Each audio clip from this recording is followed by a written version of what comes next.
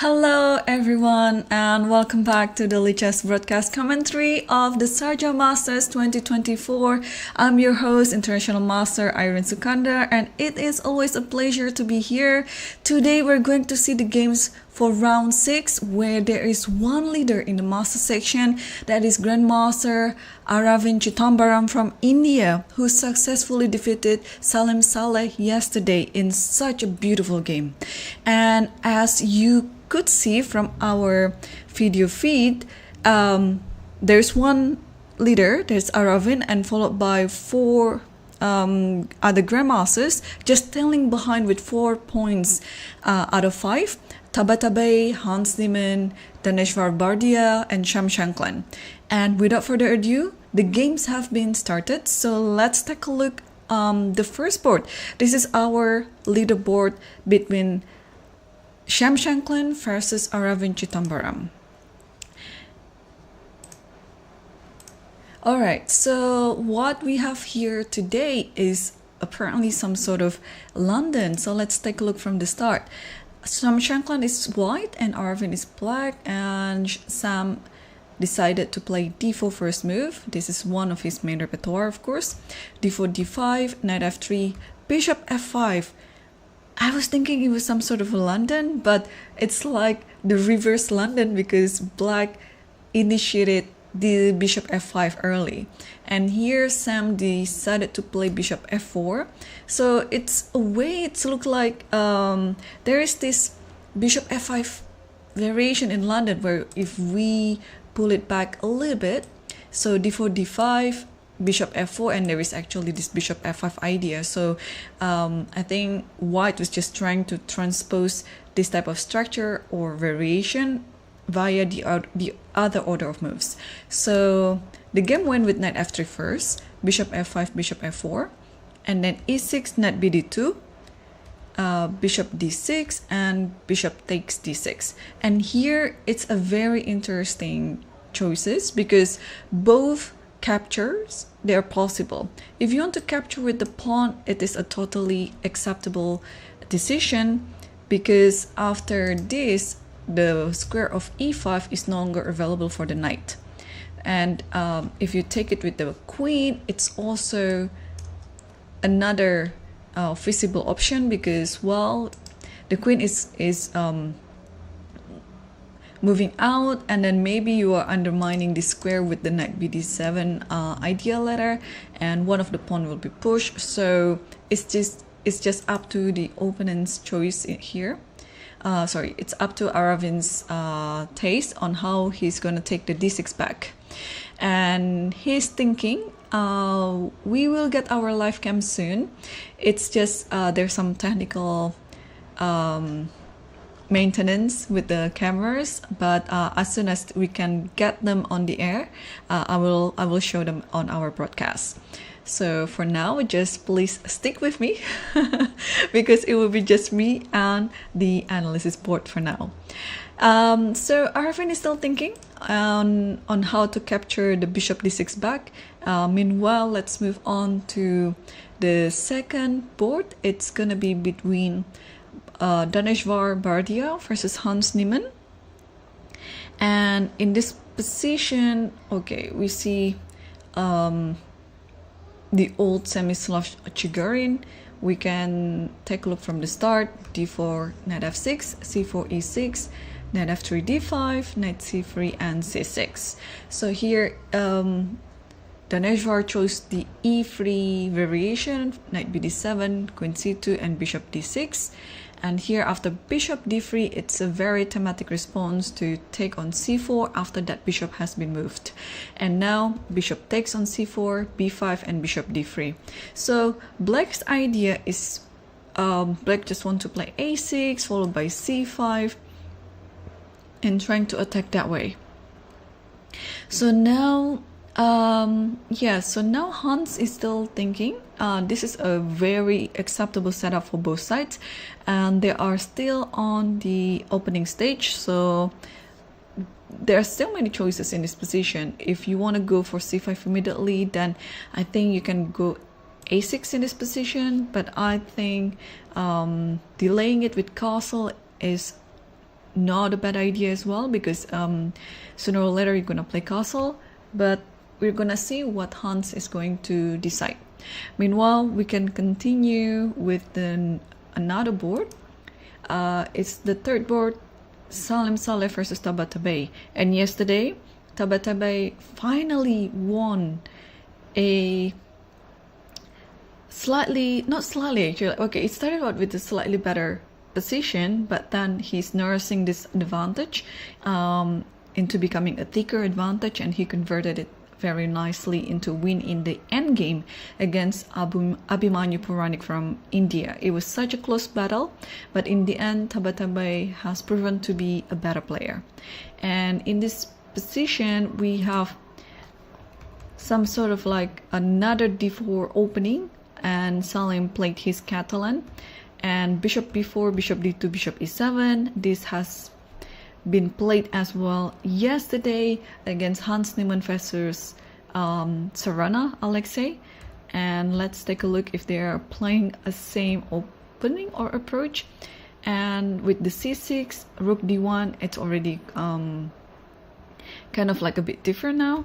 So rook d1 and b6, because if we remember from yesterday's game, after c6, Hans employed the other idea of playing a4, which was replied by a5. So here Salim chose one of the main lines with rook d1 and b6, b3, a5, bishop c3, bishop b7, knight bd2, and queen c7. So this is a very classical approach in the Catalan, where black would try to play a very solid chess. Tabatabai is a naturally aggressive player. He likes to attack. He's a very sharp player. If you see some tactics on the board, he's just gonna spot it on. But here I'm a bit surprised with his opening approach against the Catalan. Of course, such a strong player like Tabatabai, he's a very universal player as well. He can, and he's very able to play any sort of positions. So I'm just looking forward on how he's going to play this out, because Salim, as a Catalan player, he's a very solid and very tricky one as well. And already we have 13 moves on the board, and there hasn't been any single trades yet. So let's see what is the first piece or pawns that's going to be traded.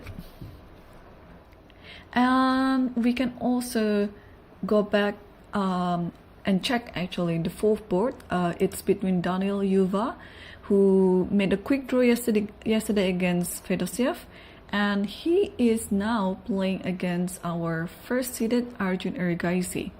The game has been quite short for now. They've only played three moves. So this is okay. This early basic is kind of like like a bit dubious variation, because this allows white to play queen c2 and have an early e4 idea. But of course, this is totally playable, and if queen c2 is played, then maybe it is best to play something like d5 takes, and there was some idea like this, takes this, and e6 and so on. So it's a totally playable position, of course, but with the stronger center, white is just going to try to be a better side on this one. So queen c2 was actually played. It's a very common theme here, and Arjun played a very interesting move. This is also one of the replies out of this variation. He played knight c6. So the idea is you just want to maneuver the knight to the other side of the board. So this move invites d5 to come in, and after knight e5, then since the pawn is already on d5, black might try to provoke by playing e6 and so on. So maybe it is best to keep everything on the board like this and play knight f3, so that after d5 the knight is not able to go to e5. But again, this is just one of the variations. It's up to the players on choosing which type of position that they are going to play according to what they like. And on On the fifth board, we're going to see the game between Volodar Murzin versus Yang Yi. So yesterday, Murzin had quite an interesting game against Arjun Ergaize. Right after the opening, it looks like Arjun had a better position, a slightly better position, but Murzin defended it very well and managed to clinch a draw. And what we have here is a Berlin. So e4, e5, knight f3, knight c6, bishop b5, knight f6, and castles, knight takes e4, rook e1, knight d6, knight e5, and bishop e7, bishop f1. So this is still like pretty much, how do you call it? Like the symmetrical Berlin or something like that. And well, although there are numbers of games that's ended up with a draw here, but it's still offering some twist here and there. So we'll see. And knowing Liu Yang Yi, he's almost never taken any quick draw. So he'll always go for kind of like a fighting variation, fighting line. So we'll see. This is also a battle of wits because Yang Yi is one of the best players in the world as well. And he used to be like number one in China. But of course now China has lots of other good players, mainly the world champion Ting Liren, and also like Wei, which also they are like the gold medalists of the Olympiad, I guess in Tromsø. I have to check the year, but I think Wei was a part of the Chinese team when they won the gold medal. If I'm not mistaken, it was Ni Hua, Wang Yue, Wei, Bu Xiangxi, and Yu Yang Yi, maybe Ting Liren as well. I think it was in Tromsø 2014, but I might be wrong. I have to double check on that. Alright, so after knight f3, bishop f1, knight f5, and knight f3 and castle. So here both of the players are setting up for the central play by playing d4, of course, and I believe it's gonna be also d5. Therefore knight f5 was played earlier on to allow the pawn on d7 to move. So this is still quite a close battle. The game has only been played for 9 moves for now, and yeah, I'm just going to check if we have other games apart from the top 5 boards that are going to be interesting. So please bear with me.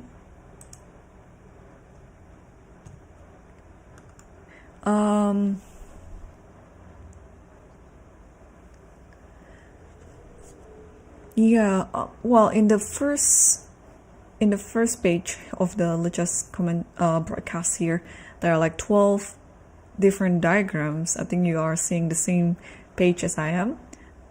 If you want to look back to the game between, hang on. Oh, this one, Nihal Saharin versus Muradli Muhammad. This is a very well-known sacrifice in the Naidov. I'm gonna get that very soon, and there you go. Yes, so there was quite a number of games here, and Nihal is also a Naidov player himself as black, but now he's playing with white pieces. So let's see it from the start, because this is going to be quite instructive as well.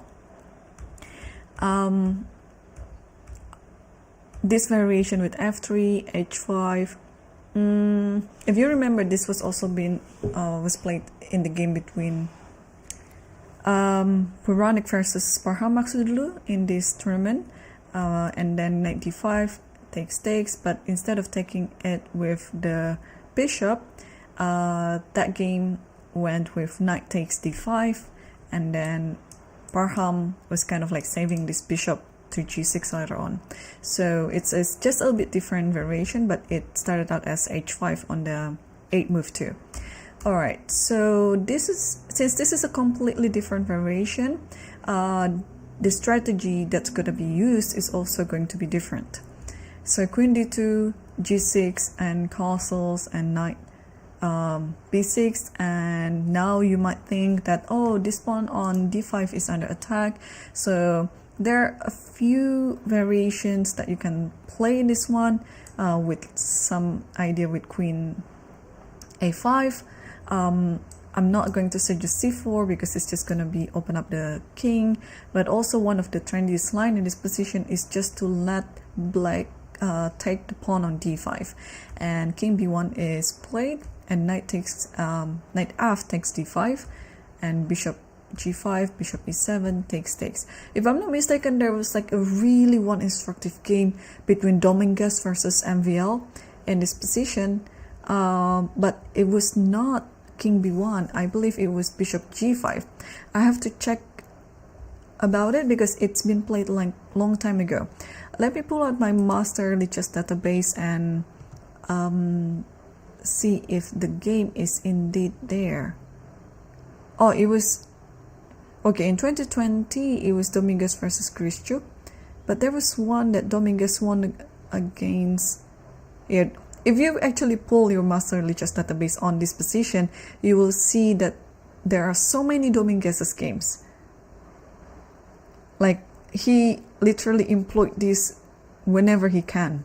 So yeah, bishop g5 is maybe not the best move in this position, because yeah, most of the times it's king b1 or queen a5.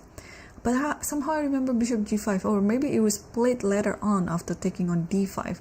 So the game went with king b1, and then knight f takes d5, and here you play bishop g5. So maybe my memory tried to fail me that way. Yeah, and then now you kind of like have to play bishop e7, and then takes, and then you have to take with the queen. That's the most visible move. And after this, queen a5, yes. So knight e3, so everything is kind of like in theory. Queen takes b6, knight takes d1, and then bishop c4. So these two players, Nihal Sarin and Muradli, they are obviously a very good theoretician. And I'm just wondering if, yeah, we still have lots of game in this line.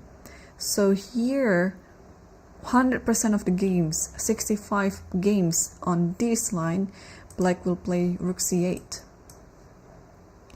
And then after rook c8, white is off choices here. White can play bishop d5, white can play knight d2, but bishop d5 is one of the main moves. So eventually this knight will be trapped. Well, it is already trapped now, and white is just going to capture it on the next move. So to maximize its use, the knight has to take on b2 like this. And I think after king takes b2, queen c7, and you have to trade. So we might be seeing this type of endgame. And then here white is off choices. You can play a4 because there's no concrete continuation anymore. We already entering the end game. It's just up to how you're going to play this end game. a4 is there, knight d2 is there, or anything else. Like maybe try to improve the rook as well. So it is totally fine. So the game has gone to this one. So rook c8 was already played, and bishop d5 is already on the board. So I'm almost sure that we're going to see knight takes b2, because otherwise, again, if rook can just comfortably capture the knight, then I think white has more than enough of a compensation. So yeah, Muradli just took on b2 like this, and king takes b2. So, well, again, today is round number 6, and players are getting tired.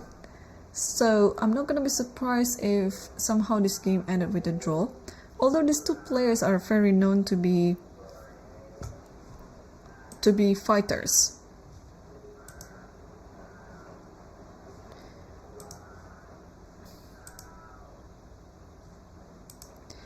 So, alright, so after king takes b2, queen c7, and speaking about being fighters, and Nihal just didn't take the queen, he moved queen f2, protecting everything. So he's trying to prove that he has quite a material advantage in this position, the two pieces against a rook, and with a very centralized bishop on d5.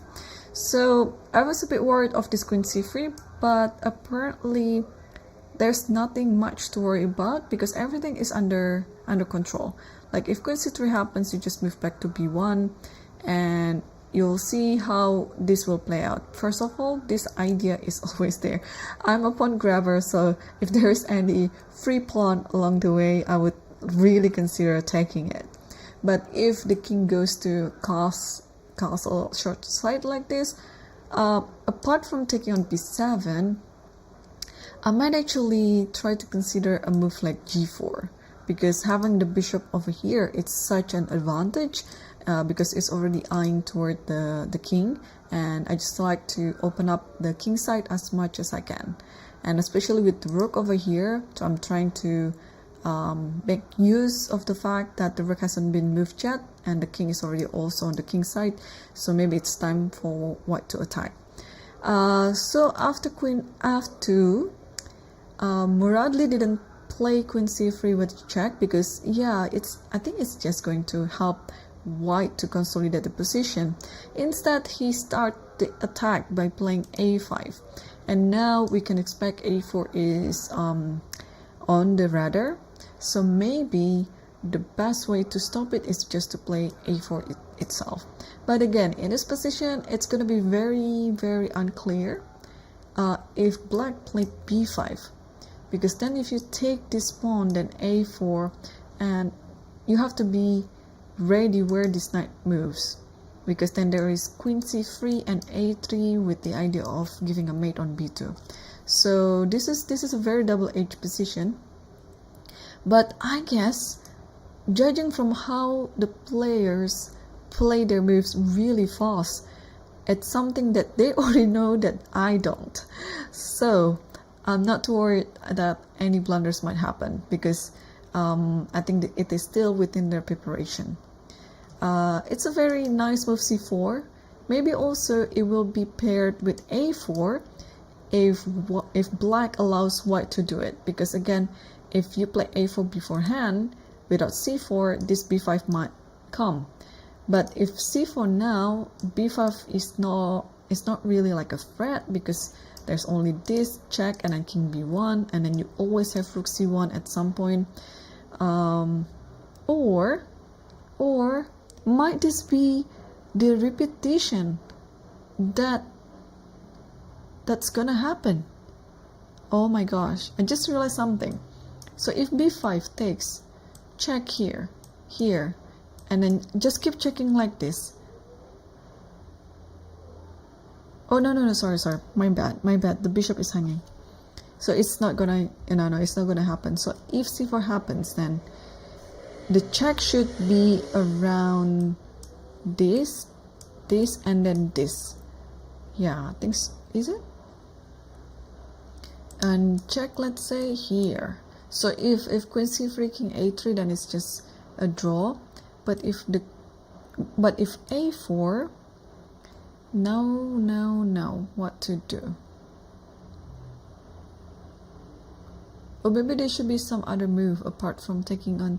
I'm just trying to figure this out myself, because obviously I think it is still within their preparation with the help of engine prior to this game. But I'm not sure after a4 what to do. Maybe take a check first on c6 and then king goes to e7.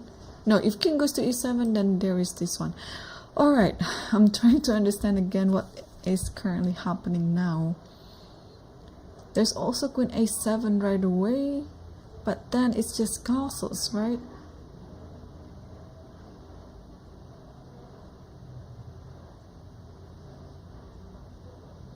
Yeah, so c4.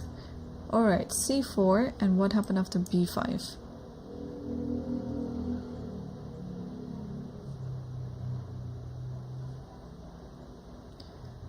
After b5, it's there's a4 as well. This might be uncomfortable. Yeah, I mean, if it was a blitz game and if I don't have any prior knowledge about it, I would have pushed b5 right away. Alright, I think it is time to consult the evil bar and also some suggested moves. So if this happens, oh, I thought b5 was the move, but after b5 just play rook c1. Okay, and what happened after?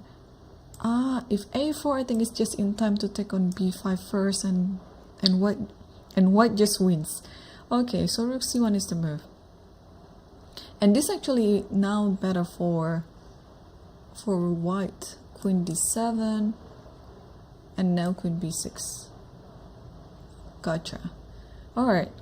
Now it's solves everything. So now black has to play a4, and the knight has to go to d2, and then b5. What is the difference? The difference is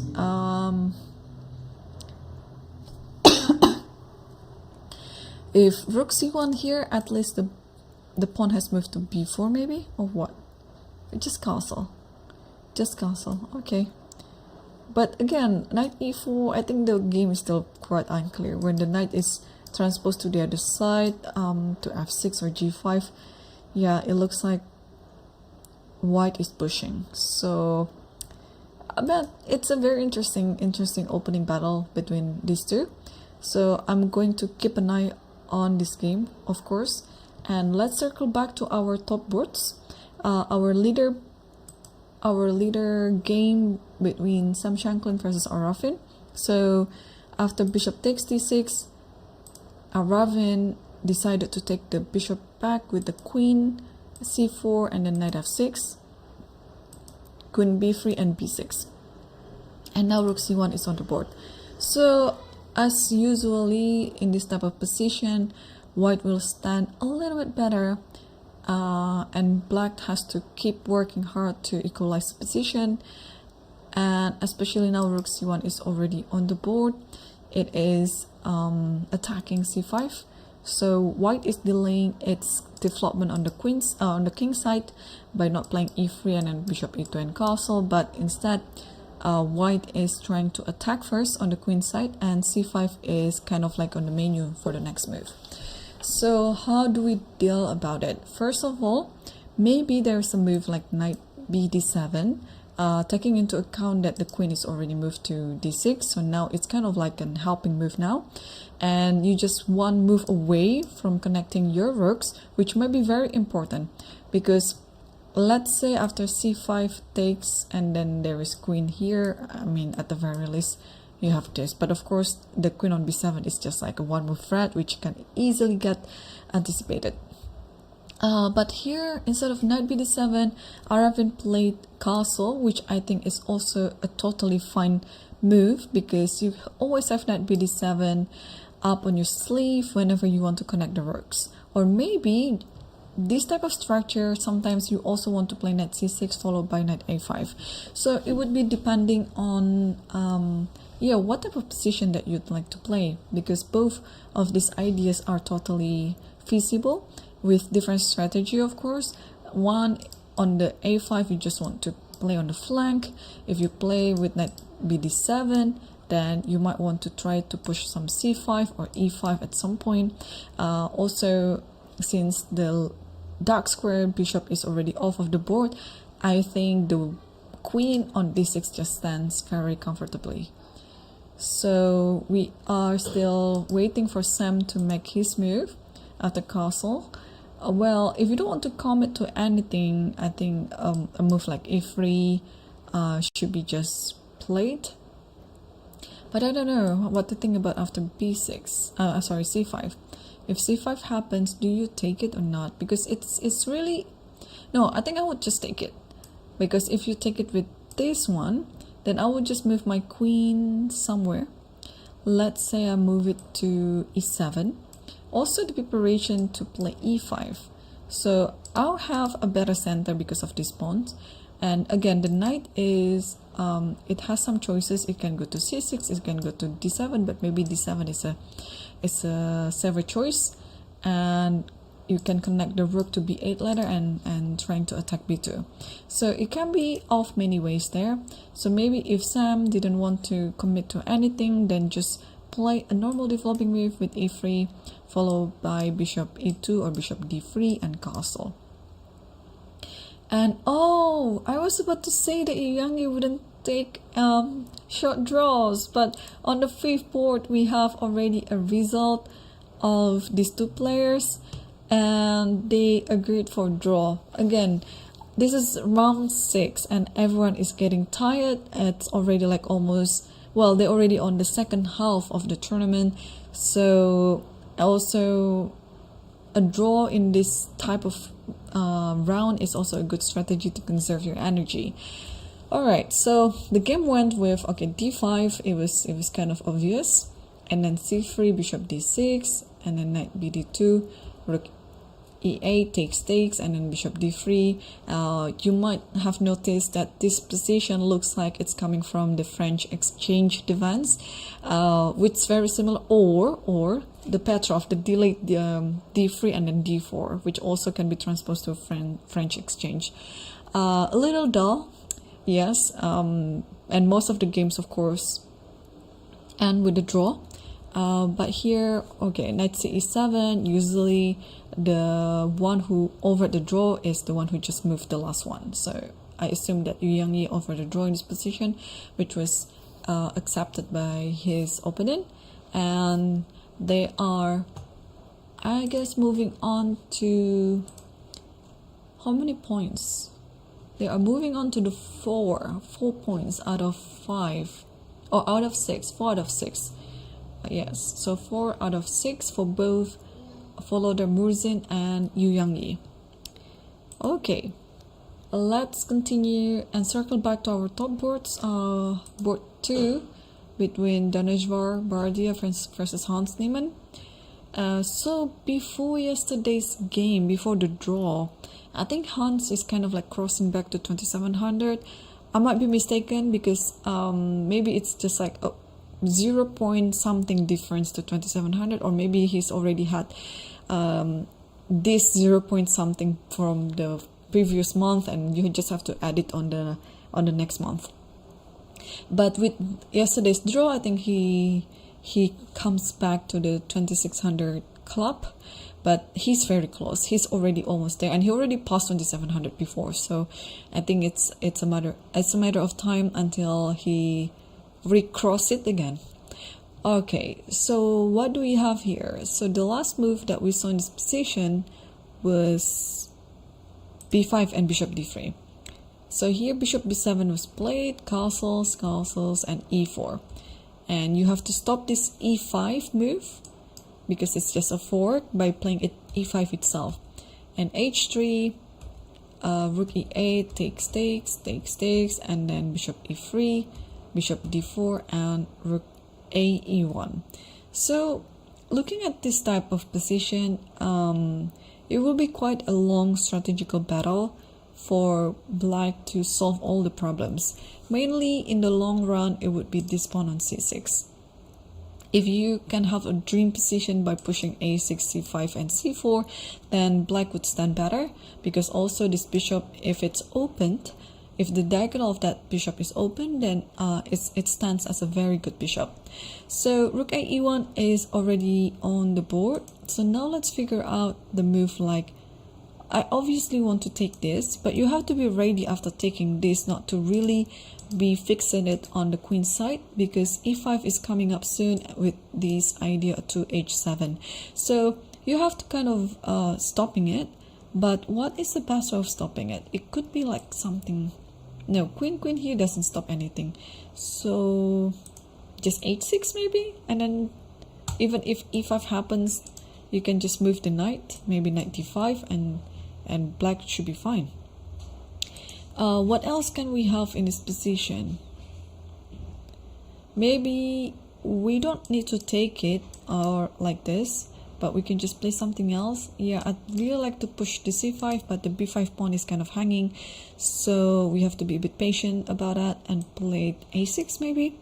And now I'd like to play c5 and open up this bishop, and maybe if I'm allowed later I'll play c4, and this is gonna be the dream position. And Hans just played, and what he did was, oh, he played a6. Okay, so with the intention that I just mentioned, so c5 is going to be on the radar, and how to force or how to stop it. If you want to literally stopping c5, then you can play b4 here. I'm just trying to understand if there's any drawback in this pawn, because if b4, then it invites a5, and the rook might be going to be an active rook, because however you're going to respond to this a5, let's say you play a3, that's going to be takes, and maybe just rook a3, and black is pushing.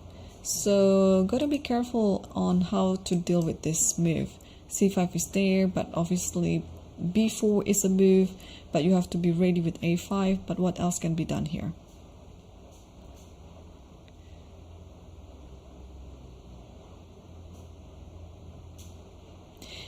Yeah, also I was thinking of f4. Is it a move? I'm a bit worried of this b4 and this type of moves, but also the king is still located on g1, so black might have some additional idea on pinning the rook later on, right now or maybe later. If the queen goes to b6, maybe it's best to play queen f2. Takes here, but this leaves the charge over this diagonal, especially on the h7 square.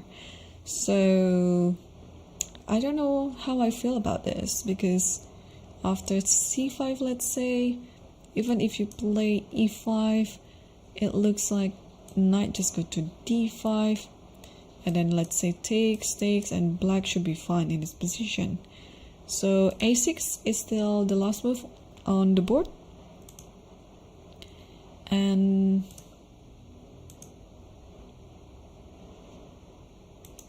we're gonna wait what Tarashvar is gonna play in this position. And meanwhile, let's move on to the third board between Salim Saleh versus Tabatabai, because this was coming from the Catalan, and I think the last move that we saw was queen c7, and here bishop b2, c5, takes on d5, and a4, and a very cunning maneuver here. Knight b8 with the idea of knight a6, because clearly spotting the weakness on the b4 square. So right after white played a4, Tabatabai just reroute his knight to b8 and to a6, and we can expect that b4 is going to happen soon on the board on the next move. So now it is white to move. What can we do in this position as white?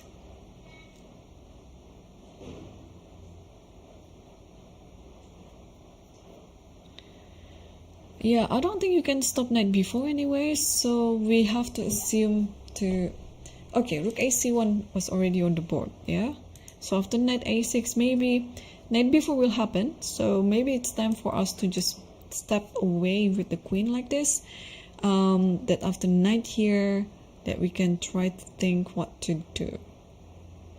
I'm so tempted to take on this and then play knight d4, just to have like the same approach, having the knight on b5. Yeah, actually, why not? Takes this, and I think you have to take with the pawn, and here I can jump my knight to d4.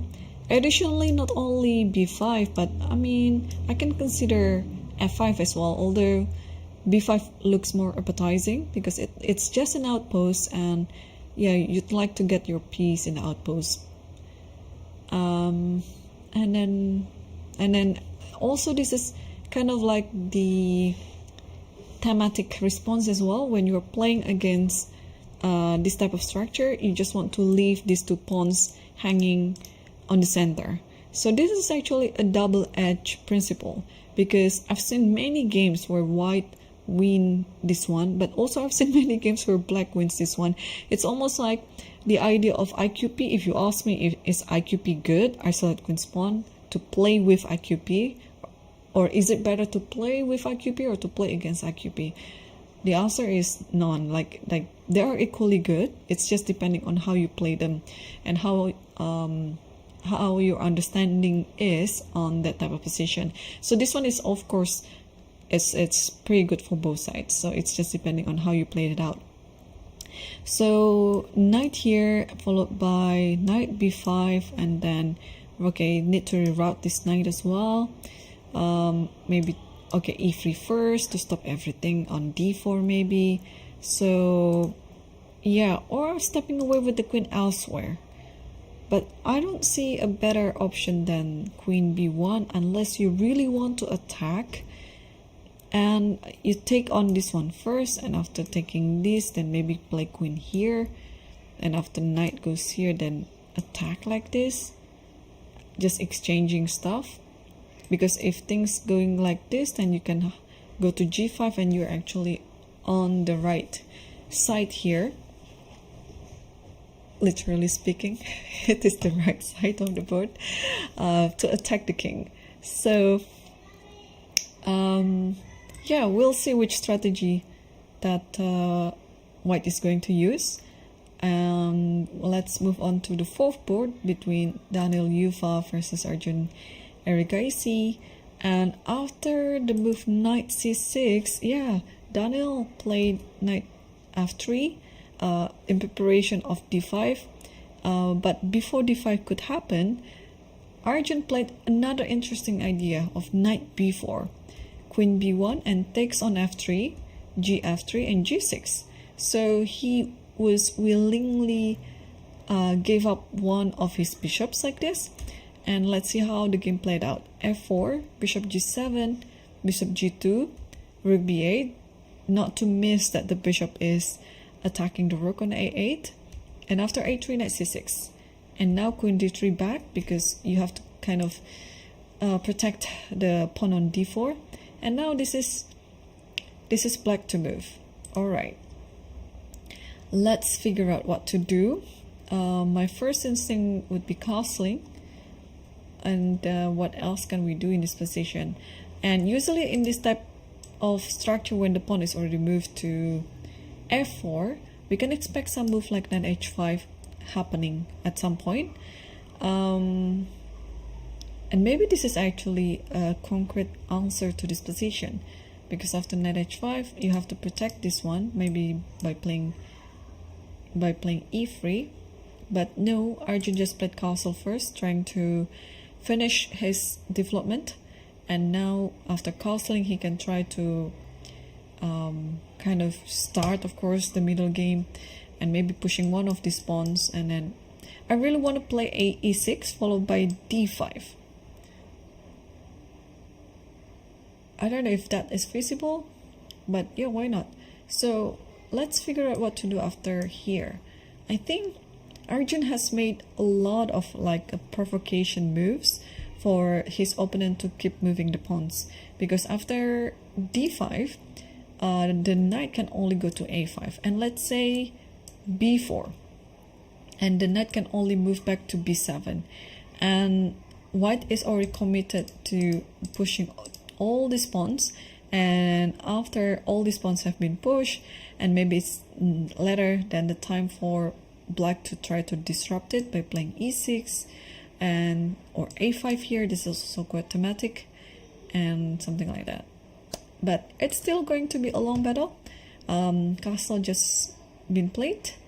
And let me now check other games as well that might be interesting to analyze.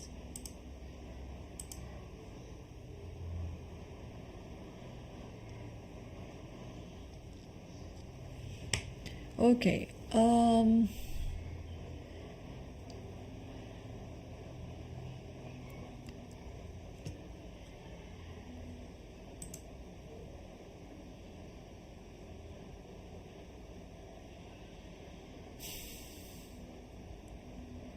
Yeah, most of other games, they are still in the opening phase.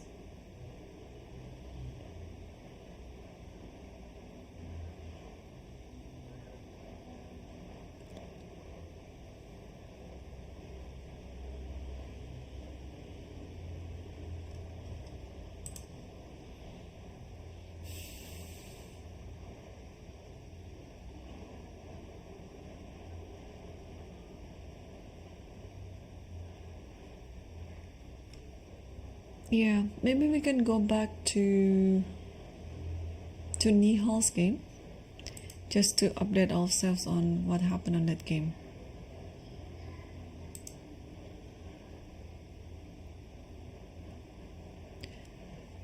Okay, it's well, they've been played a lot of moves, so we saw this one, c4, and Muradli played a4, knight d2 b5. So yeah, it's actually what we saw, right? Oh, king c2. It's such a peculiar move. You are actually stepping into the pin file, but Nihal did that because he planned to have the other file for the rook. And rook b1 castles, rook b7, queen a5, knight e4. So now, who is attacking who? The bishop on d5 was not free, for sure, because there is knight f6 idea. So now, black just played king g7. Now the bishop is under attack. So yeah, what to do with it?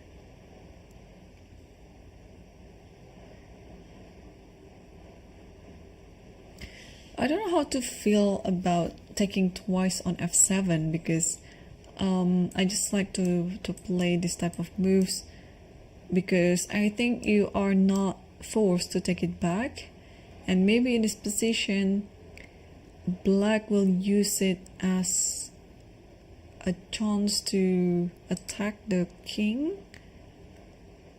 But how do we attack the king? Oh, maybe just queen b4, and now king f7 is the idea, because the pawn on d6 is already under protection by the queen, and soon rook b8 might be the idea. So even though it looks like white has some tactical trick there, white has to be careful not to be greedy and then grab it right away.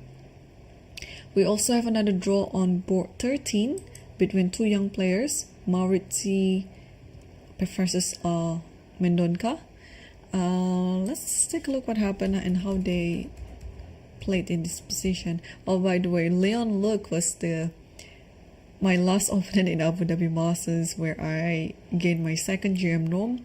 So yeah, I don't think I will forget his name, because I just needed a draw on the last round, and yeah, then I found some forced repetition straight out of the opening in the soft opening.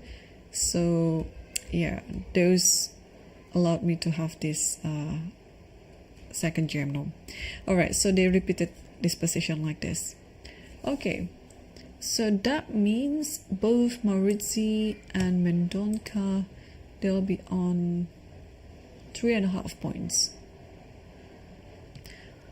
Okay, let's circle back to our leader game here. So after Aravin played castle, well, Sam played e3. This is we discussed that this is actually the move to play, and knight bd7, cd, ed, and bishop a6. So instead of developing it normally on e2, Sam got some idea just to play bishop a6, because this idea of c5 and rook c8, or whichever rook f or rook a, it's actually going to be quite a dangerous idea by black. So instead of just making like a simple development move, this is also another development move, but with an additional idea. So this is still our current position right now on the first board, and I'm pretty sure c5 will be happening anyway. Aravin hasn't moved yet, but I guess this is gonna be quite in the order. Yeah, actually you have to be careful on this, yeah, because this bishop on a6 might get trapped. Like, my idea is to play c4 and then maybe rook b8 and b5. Like, this bishop looks a bit too ambitious. And you will never be able to take this because, I mean, you can technically, but this just bc5 and then the queen is attacking the bishop with the tempo. So Arvin is still thinking, but what else could be done here? Because again, bishop a6 look good, but yeah, I don't like it that much.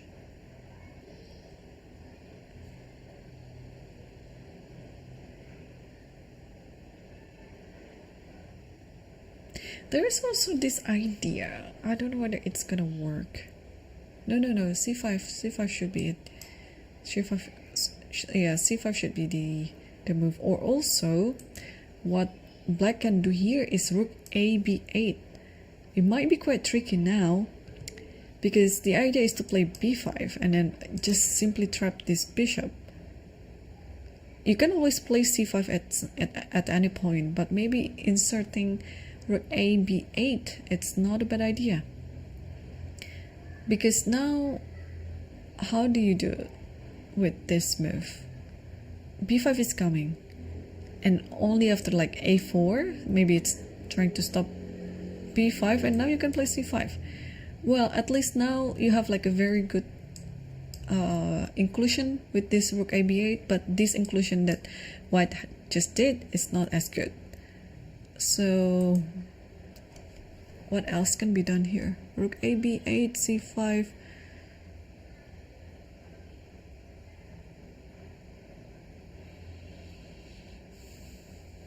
Yeah, I like rook a b8. I think this has my vote.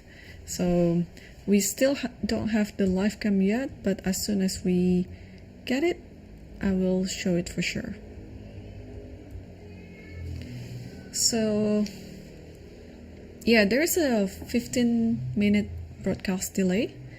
So I'm not gonna be able to interact with the chat because I will only read, or even if I address the chat now, it will only be replied like 15 minutes later.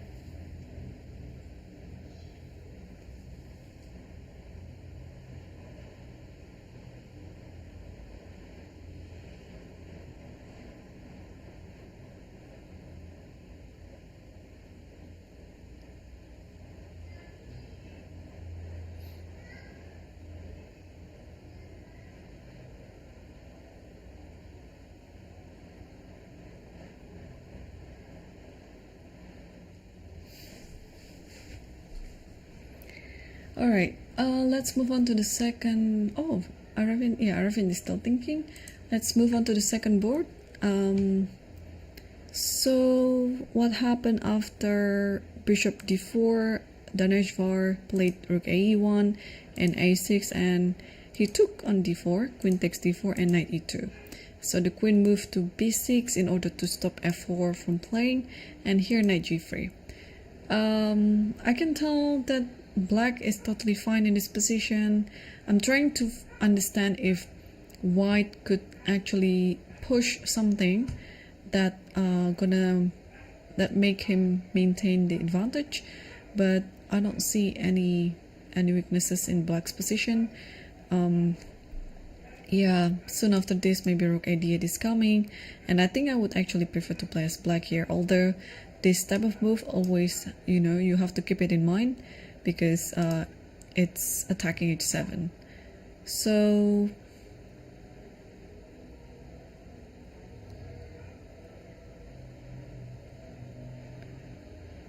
I was thinking, I don't know, okay, of course we can play h6, so whenever e5 happens then you can just play knight d5 without any worries.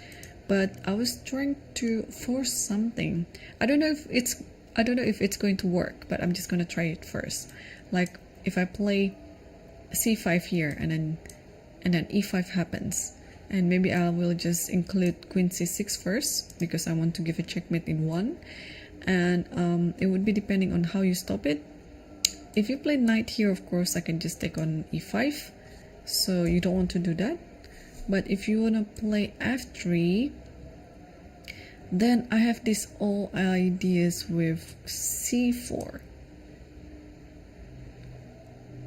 And if you take this one, then I'll take this one. And how I don't know, like how do I feel about this? Or maybe the check on here is a better move. So I don't know whether to include queen b6 or not. So what happened in the game was Hans tried to solve the problem just by playing g6. So he stopped this idea to h7, while at the same time by playing g6 it stopped the idea of knight f5.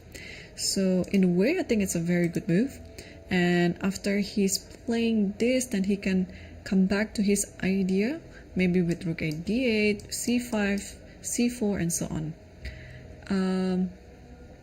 Also worth mentioning that after queen c3 here, you don't have to do anything with the knight. You can actually just push c5, and the queen on f6 is going the queen on b6 is going to protect the knight on f6.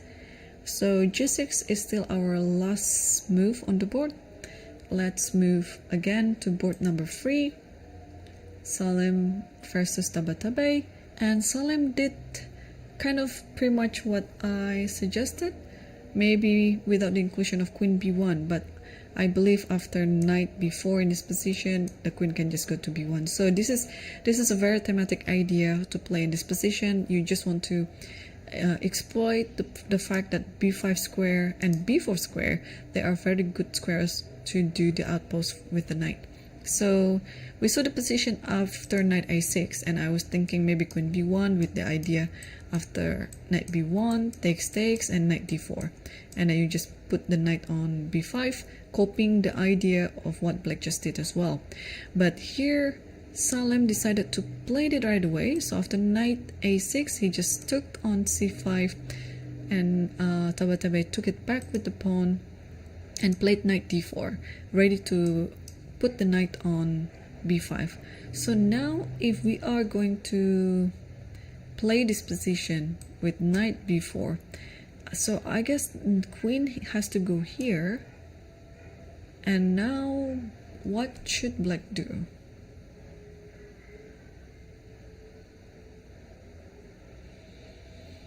The knight will go to b5 anyway, so maybe start with rook e8, something like this.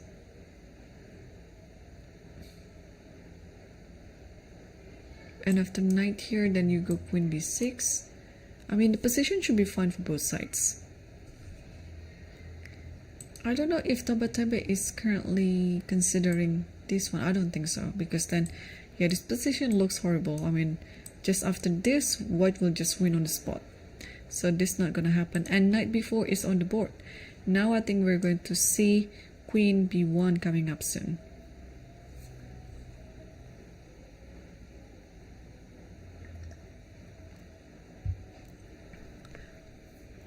And after queen b1, then yeah, it's still going to be a very interesting position. Again, it's always interesting to have these two pawns on the center of the board. We call them the hanging pawns, but it's a double-edged strategy. It may work, it may not. So it's depending on how powerful your moves are coming. So let's see also the fourth board between Daniel Yuva versus Arjun Erigaisi, and just take a look at the pawns in the center. Again, this in principle, this is a very good pawn, but here there's so many games as well when black is actually trying to provoke white to keep pushing all these pawns, because you know pawns cannot move back, and whenever you move a pawn, even though it looks strong, they always leave some concessions. So it would be depending on how black try to exploit this fact and try to create more concessions in the white's position. But technically speaking, this is such a good formation for white. So bishop e3 is the last move on the board. So after, yeah, kind of, okay, here castles and e4 immediately, e6 and bishop e3. Yeah, so now how to start the attack, let's put it that way, because okay, bishop e3, I believe the king is just pretty safe in the center. It doesn't need to be castled, or even if it castles, then I think you can actually consider long castle. So d5 is of course another idea. So now let's think this position from black's perspective. By playing e6, d5 was the preparation, but now with all these pawns and knight and bishop, if you play d5, you might actually sacrifice it, but the thing is, after takes and e5, you will lose this pawn for nothing. So yeah, let's not play that.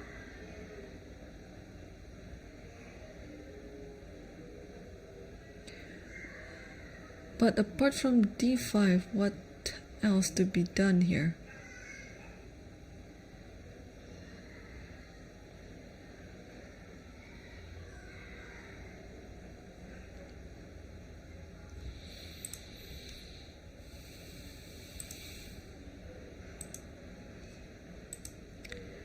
It's a tough position, like you really have to be patient here.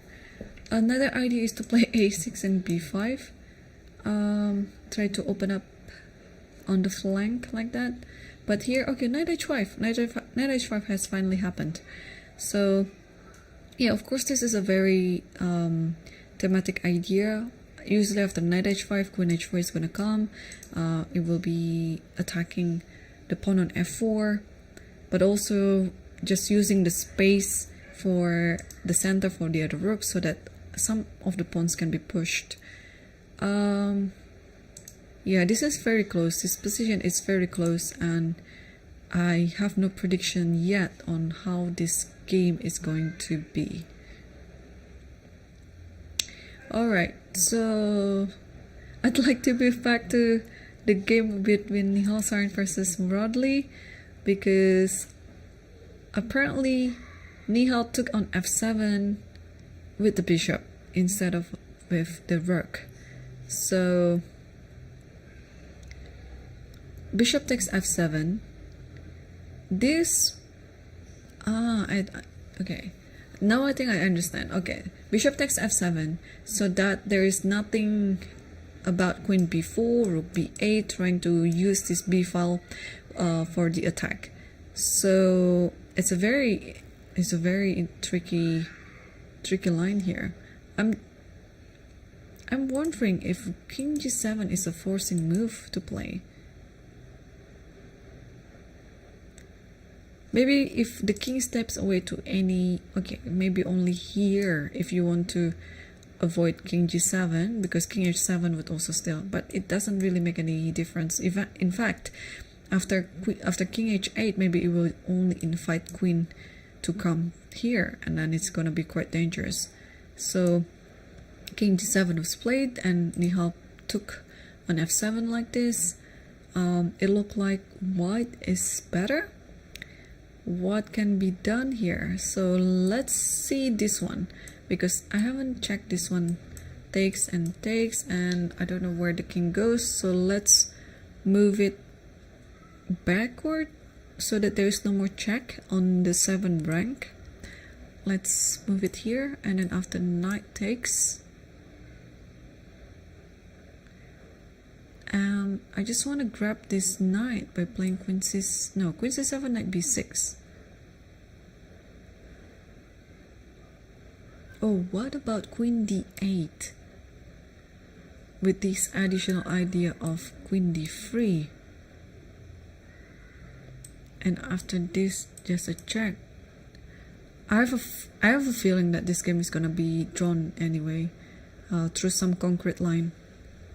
Yeah, all this type of checks everywhere like this, and even like this. I think you can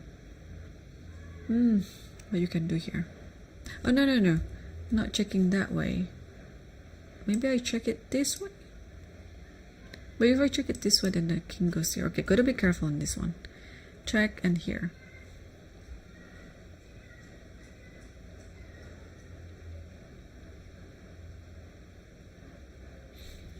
Maybe check on a3 like this, because after queen b2 there is this check. Okay, so this might be it. Let's check it with the engine. Just so here, oh, rook c7. So if rook takes f7 is actually, it's actually fine. Takes king. Okay, knight d6, king g8. That's correct. Takes here, and queen d8. Yeah, so I did all the right moves. Oh, queen c5. But if queen c5, then I guess all the checks on the back rank is unavoidable. So let's play knight d3 instead of queen c5. I mean knight b6. Does it work? Yeah, and it's gonna be 0-0. So some perpetual might happen. If check here, queen c3, king b1. Queen b4. Okay, yeah, because if this one, then you can just go back to e1 like this. Yeah, so okay, my suspicion has proven to be right. Then this is actually one of the viable option that black can play if you just wanna, yeah, play a quick game with a draw result.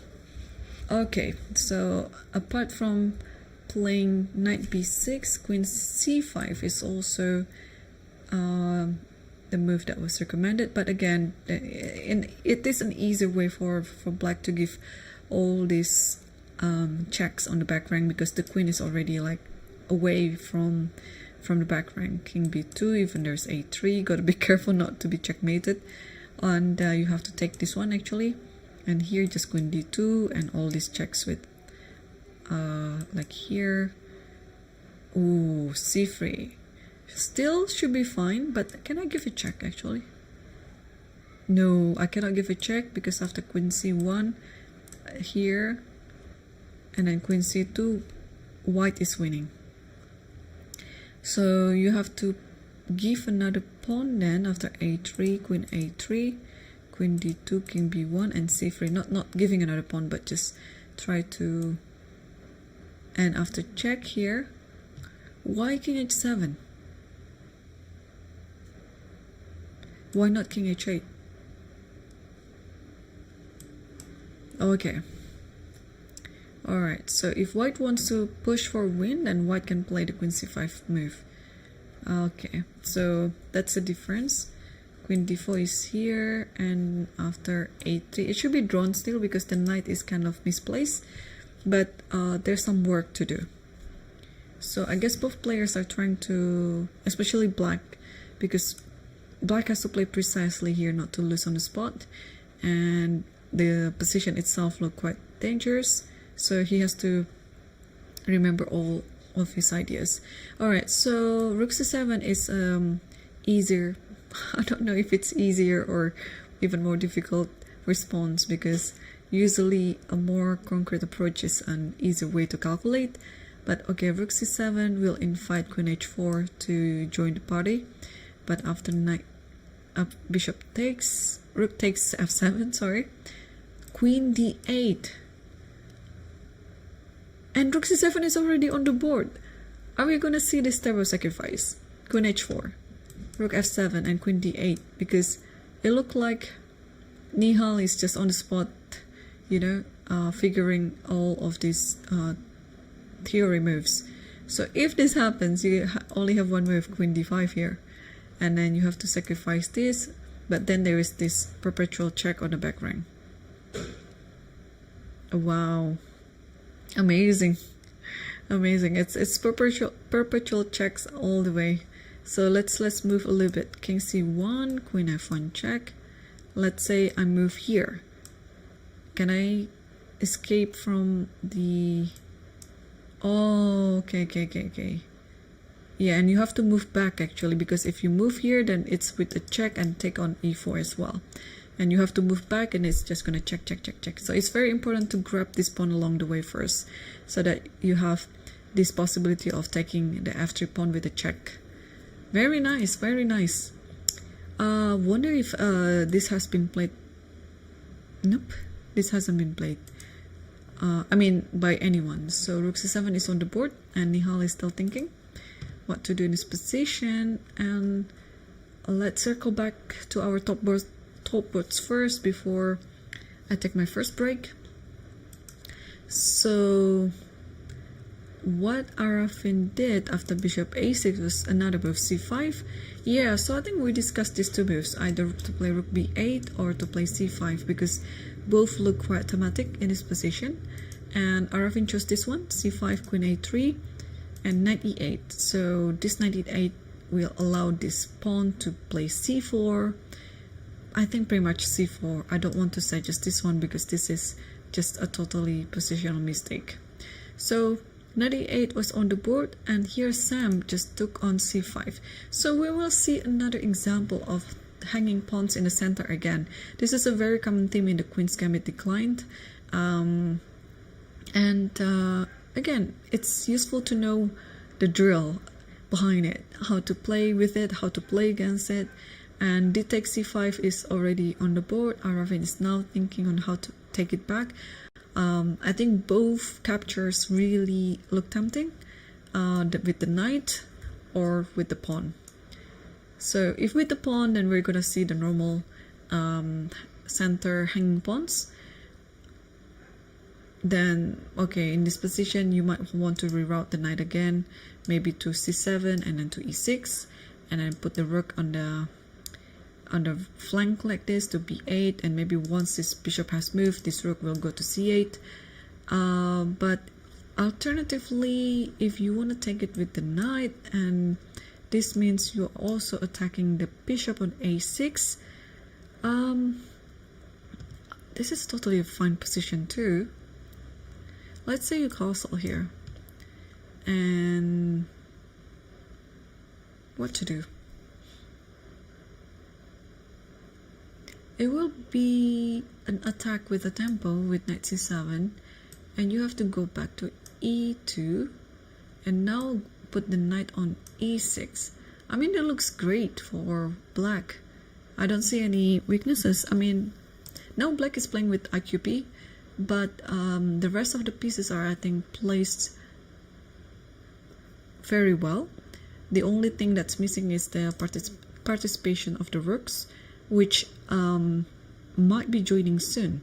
So again, Arafin is now faced with two good choices on how to take the c5 back, with the pawn or with the knight. And let's take a look how board 2 is doing. And indeed, after g6, Dhaneshwar pushed e5, and the knight now can just safely put on d5. And again, usually this type of structure, of course, it creates some weaknesses around the blacking, but since there is no more dark square bishop, the king can actually be more comfortable. So how to continue this position? Usually in this type of position, you'd like to move your queen to this side of the board, and also this queen d2 is, I think, a very good idea. Not only that you want to maneuver your queen to h6, but also you want to avoid knight b4 from coming. And this might be the move actually. Just gotta be careful with after queen d2, there might be queen d4, but this will I was thinking of playing rook e4, but there is one funny line here. What if I just play knight i5, and then if you take it, then queen check here? And I think this is gonna be like is it a draw? Or maybe it's better to move to the other side. But if you move to the other side, then queen takes f5, and I think white is actually winning. So there's queen here, but okay, the king looks just under attack now. maybe I can throw in rook e4, and after here, what to do? I'm not too sure if I can play g3 with the idea of here actually, because there's queen g6. So maybe should I just take on, if I take on f7, then there is this one. But rest assured, this is going to be quite interesting if it happens. But queen d2, yeah, queen d2, why not? Or maybe insert rook e4, and then when the queen is gone, yeah, exactly, when the queen is gone, maybe like this. Now you can have two options here. You can play queen h6, you can play knight f5. So alright, so my vote is with this one, queen d2. Is there anything else that white should be careful about?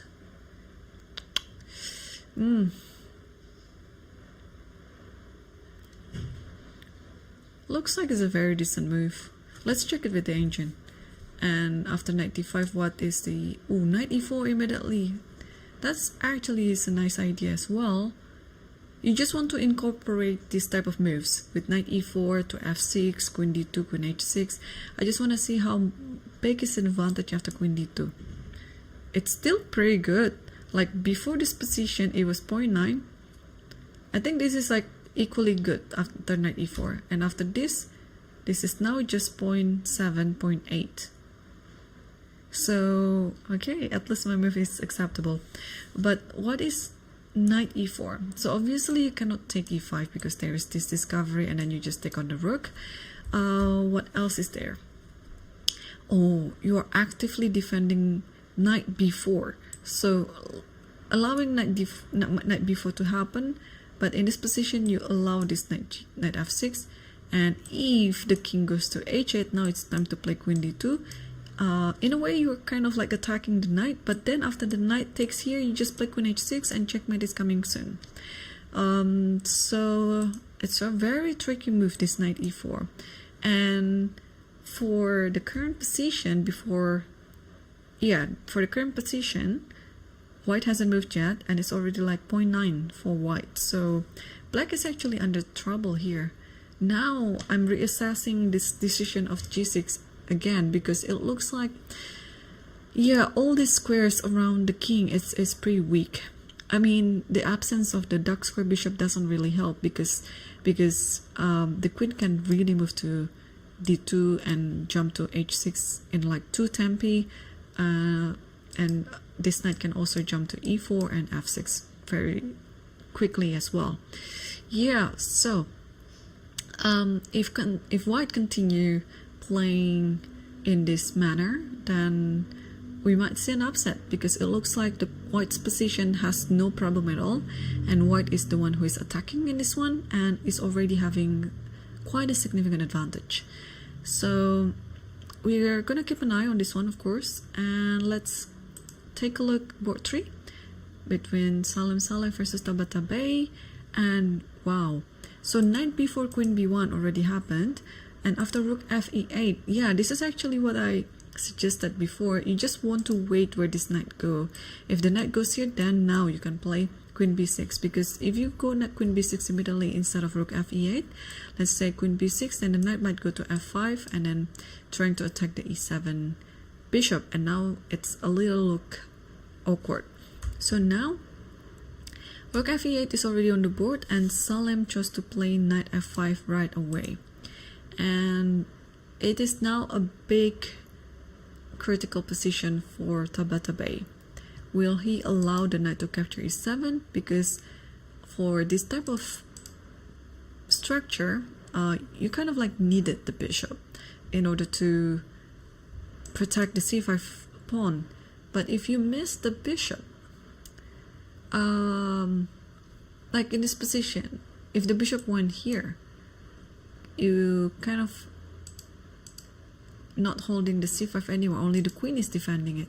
So maybe now it's the time for the bishop to play like bishop d4 here, and it's gonna be quite awkward on defending this pawn. So if you play bishop f8, bishop might take this one, and then you are left with double pawn, which I guess you have to take this. You have to take this alternative, because I think the other alternative will be a bit worsening for black. I mean, this one, your concession is just the double pawn on f file, but still very much on the center it is intact, and you're just trying to attack with the pair of bishops. So I think with knight f5, what else can you do? Let's say you play rook c8 here, and then this one are traded. How do we feel about this? Actually, this one is also possible.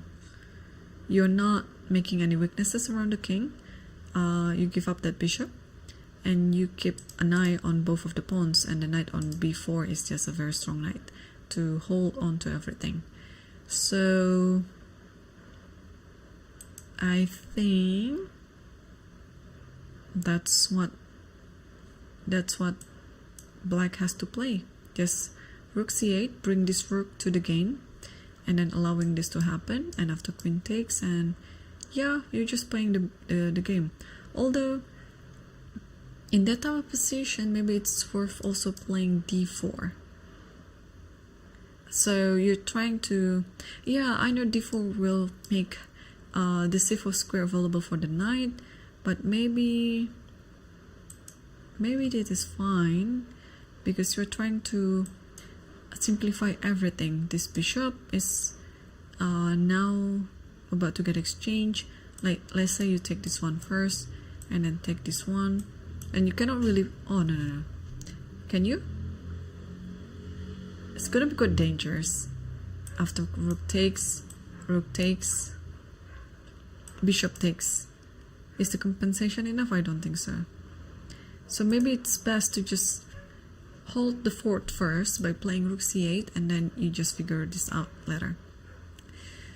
Okay, board 4 between Daniel Yuva versus Erigaisi Arjun, and yeah, so knight h5, bishop f3, queen h4. This is quite thematic, and Arjun played it. And knight e2, yeah, protecting f4 pawn.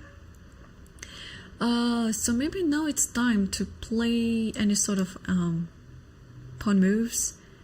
It kind of like allowing the not the exchange, more like the sacrifice. Like, let's say this happens, takes and takes this. Is there any compensation to this? I'll play knight e7, and now bishop has to move, and I'll play, okay, if you play bishop here, what to do here, yeah? There's a good chance I might be just too ambitious with this. Maybe I have to be a bit more patient. Like, maybe in this position, try to play knight e2, I mean knight e7 first, with the preparation of d5 or even f5. So, and the queen here is just safe. You don't have to worry about it, and whenever the bishop takes here, queen can just take. And yeah, or maybe in this position as well, c5 is in order as well, because the bishop is already open, and bear in mind the king is still in the center, so you might want to actually open up the center too. And I think the game on board 10 between Nihal has gone into, we're gonna wait this one before I'm taking my break, because I think this is gonna end at any point. So queen d8, pretty soon Muradli will play queen d5. I think it is within the order, and then have all this checked in the back rank. Yeah, so both players are, I think, playing according to the home analysis. It's interesting. It's interesting how this panned out. Apart from queen d5, I don't see anywhere to, even a move like a3 here. Does it work actually? Like, if you want to keep an eye on this rook.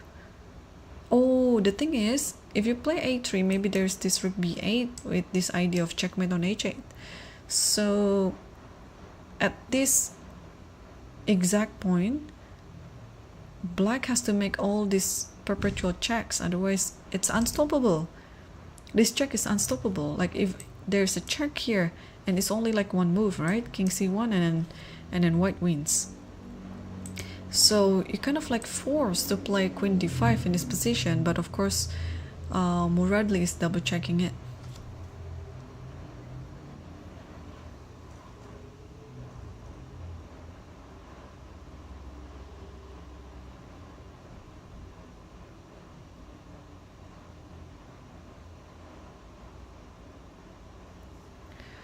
Alright, so it's still here, queen d8. I'm just gonna scan other games if we have a better, not a better, but more like interesting games coming up.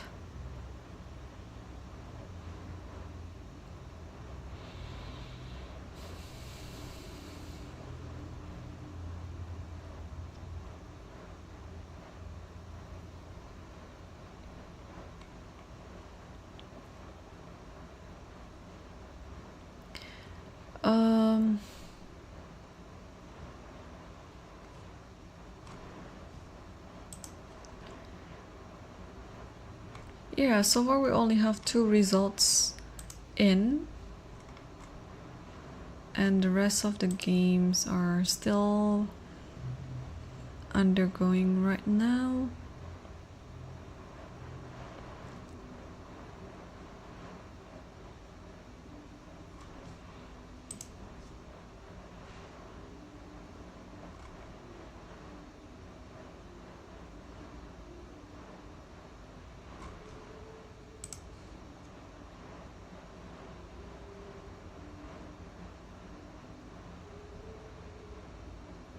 Okay.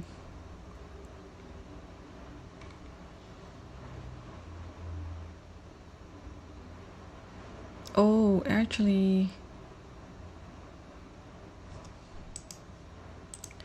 there's one game that steals my attention, but this looks like it's just equal as well. Okay.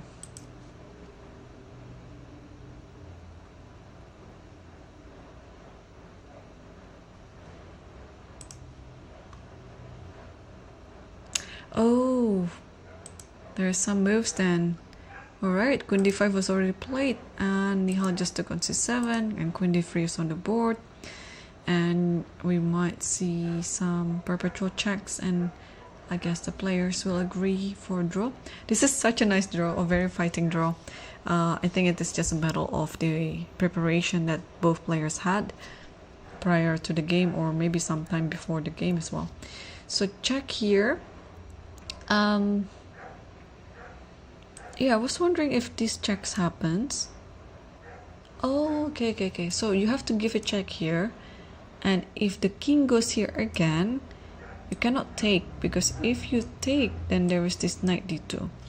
So it's important to give another check on d3. So unless after queen f1 the king goes to b2, then you now give a check like this. So queen f1 is already on the board, by the way, and now king c2 is already on the board. So Nihal is not taking any risk. He's inviting the queen to go back to d3, and then they will have this repetition with queen d3, king c1, queen f1, king c2, and so on. So now, yeah, queen d3 is now on the board, and yeah, this is how they're going to make a draw on this game. There you go. Okay, so such a nice game coming out from a Najdorf variation. I will have to make sure that I save this game for my future references. So yep, and we'll be back very soon after some break, so stay tuned with us.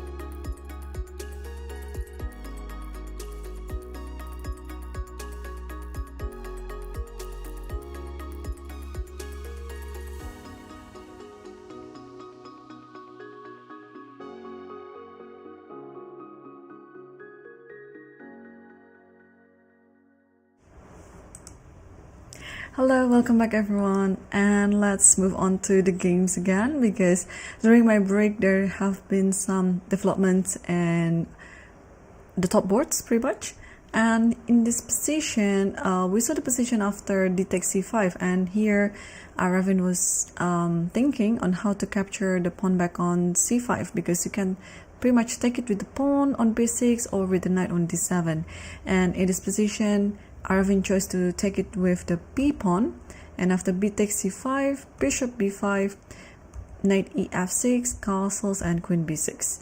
So just like in the other game on board 3 between Salim Saleh versus Tabatabai, now we have two examples of hanging pawns in the center like this. But of course with quite a different characters, because now it's like a pure center pawn. The other game, it was coming from a Catalan, so the bishop, the light square bishop is developed in fianchetto.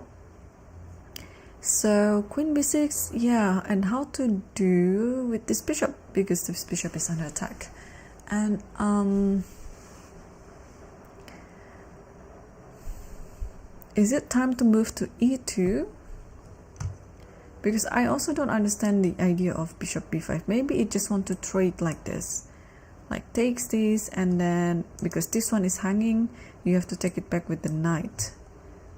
And now you continue playing this position, maybe to play rook fd1 like this, and you're trying to pressurize the d5 pawn. If anything like this happens, then you always have b3, so it shouldn't be any problem. So yeah, maybe in this position now Sam is thinking to capture the knight on d7. But also from the time situation, we can see that Sam is 30 minutes ahead. So Raven has to play a bit faster and try to figure things out quicker. On the other hand, on board 2, Daneshvar played the best move on the board. After knight d5, he played knight e4. So with this idea with knight f6 and queen d2, queen h6, and maybe knight g5 later on. And here Hans replied with rook a d8. What can we suggest from this position? Like, for example, I just want to be consistent with my idea and I'll play queen d2, for example. Is there anything that's stopping me from playing queen h6 later? Because I know that I'm putting my queen on the pinning file, but I don't think there's anything in this position on this particular file. Like wherever the knight goes, I can always have this knight f6. So the knight is glued to d5 square, I'm afraid. Let's say you play c5 because it looks like, of course, a nice move. And now queen h6, and my idea is now to play knight g5. It's gonna be really hard to stop it, but this makes it look like it's easy. Am I missing something after queen d2? Alright, let's think. Or maybe after queen d2 there's queen... No, if queen d4 happens... Oh, queen d4. The thing is, after queen h6, you shouldn't take the bishop on d3 because this will leave this one with a check, and if you move the king here, this a checkmate, so you have to take. But after taking this, queen g7 will come, and there's no stopping it. But instead, after queen d4 and queen h6, black has to take the e5 pawn. And you might be wondering what's going to happen after knight g5. Unfortunately for white, the queen is just on time to protect everything and offering the exchange too. So while queen d2 looks like a very good move, but you gotta be careful with this reply queen d4, because I don't think you can save the e5 pawn. Can you? And additionally, yeah, this is such a good pin to the bishop. Alright, so this makes things a bit harder for white then. I thought it was that easy. Okay, so additionally, what's gonna be if white display a move like a3? I'm gonna switch my plan because I want to play knight c5. If I play knight c5 immediately, there is knight b4 attacking the queen and the bishop, so I just want to stop it by playing a3. But what we see in the game is queen d2. So Daneshvar just played queen d2, and now I wonder after queen d4 what's gonna happen, because this looks like the response that black has to play. Or maybe no need to sacrifice anything, just play knight d6 and it's attacking both the rook and the bishop. Yeah, maybe this is it.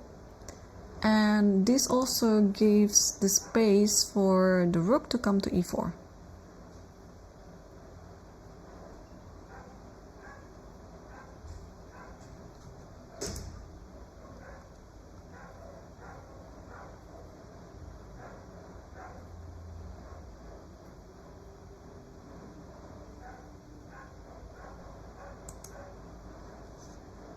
Okay.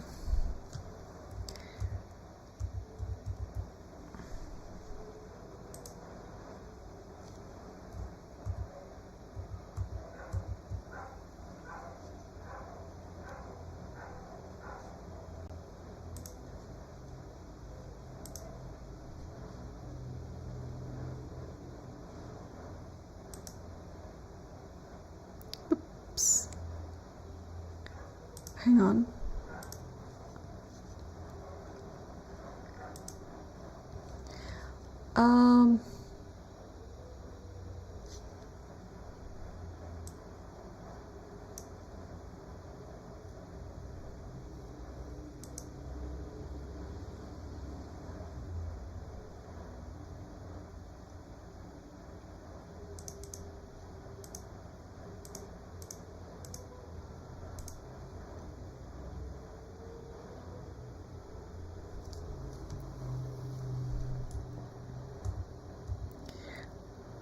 I have to fix something, bear with me.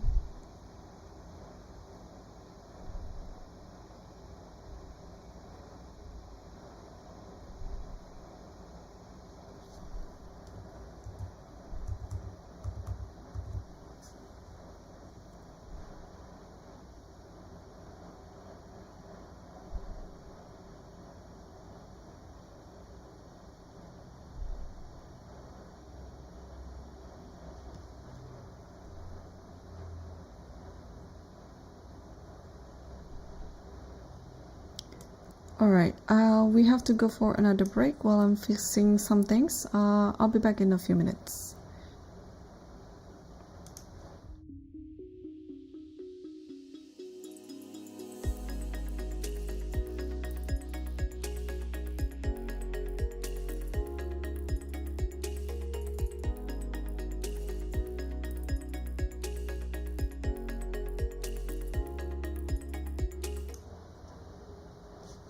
Alright, I'm back and you can tell what I was trying to fix, and we have our cameras up and running. So now we can see the playing hall with the players in it. I'm so happy that it's finally solved. And after, yeah, so Sam, we're gonna go back a few moves here after bishop b5, bishop b5 and knight ef6 castles and queen b6. Yeah, Sam took on the knight on d7, knight takes d7 and rook fd1.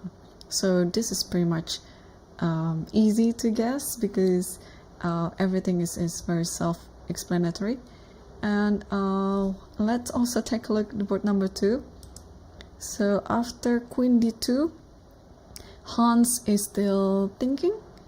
So apparently I was a bit wrong, but queen d4 it looks like a really good move for black, but apparently after knight d6 white will just stand better still, and rook e4 is gonna be in order. And not to mention that after knight d6 this knight is attacking the rook and the bishop as well. And in board 3 let's also take a look there. Two of our top players, Salim Saleh versus Tabatabai. And after knight f5, Tabatabai didn't play rook c8. This is what I was thinking before, but he played bishop a6 instead. So he's just want to put this bishop attacking this, and also not to miss this idea. Yeah, after e3 there is bishop d3, so you got to be careful in how you're going to deal with that pawn. So let's say you're playing this, and maybe now it is the time to play this move somewhere, maybe here even, because you, even though it's weakening this pawn, but also at the same time this rook is open right now to attack the e2 pawn. So yeah, it's a very critical position for Salim right now, and we're gonna get the updated time situation very soon, because it's useful to know like how much time they have on the clock.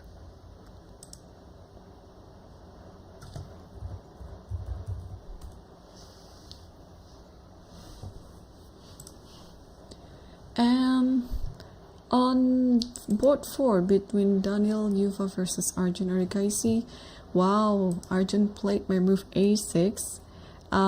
Yeah, I feel happy. I don't know whether it is the best move on the board, but if a 2700 chose your move, then yeah, it makes me happy.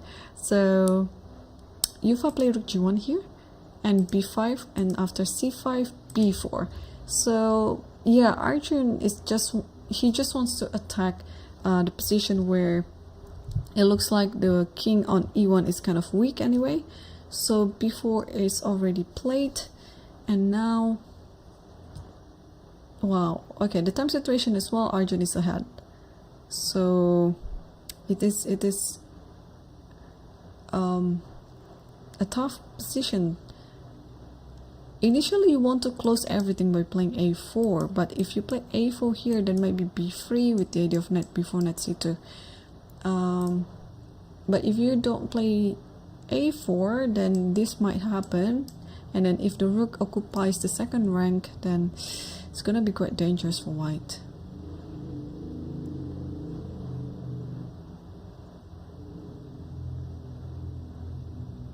Additionally, maybe with this rook g1, let's try to make something out of this side by playing rook g4.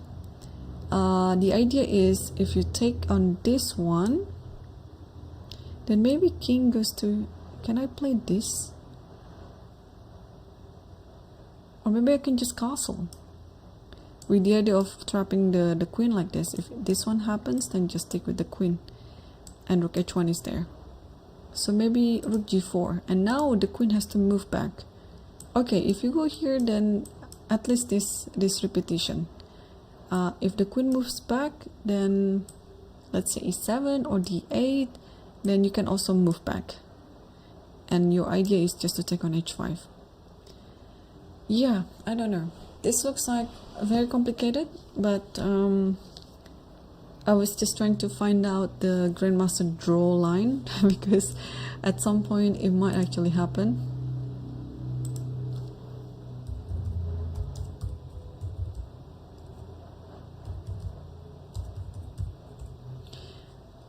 Okay, our board 5 unfortunately is already empty. Both players agreed for draw. Folder Murzin versus Yu Yang, and let's also check other games. Whoa, this is interesting. The game between Max Sudlu versus Nicolas Theodore. Let's quickly take a look there. It's board 8. So you can see the very nice playing hole there. The top other boards apart from the top 5 are playing on that side.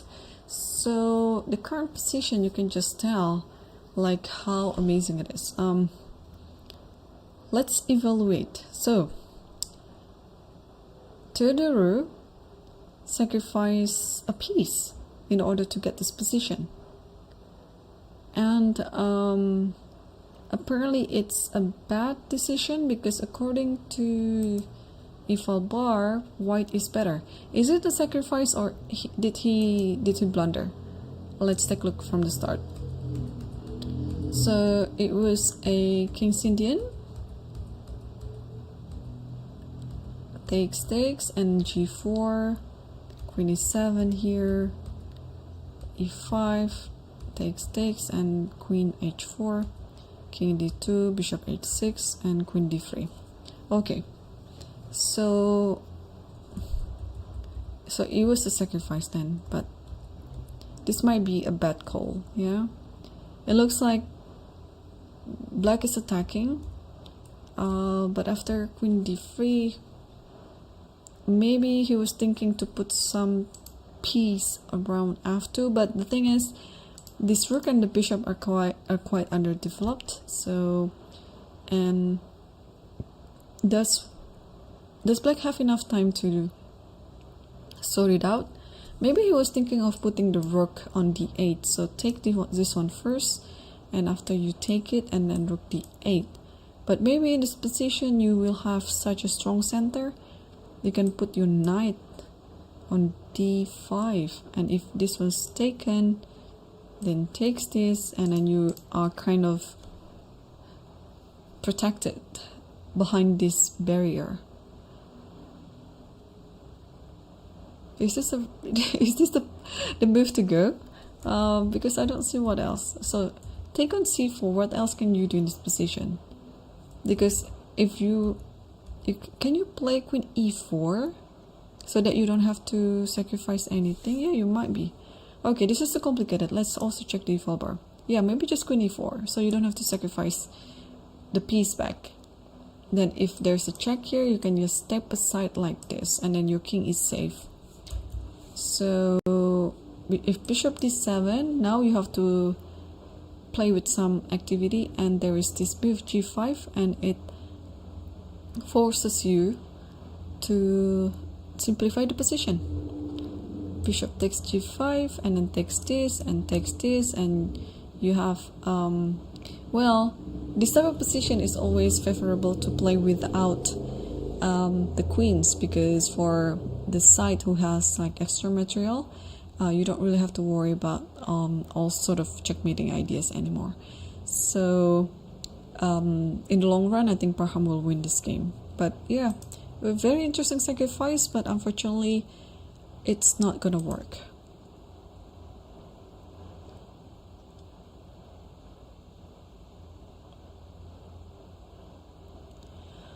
Alright, apart from that game, what other games are we gonna watch?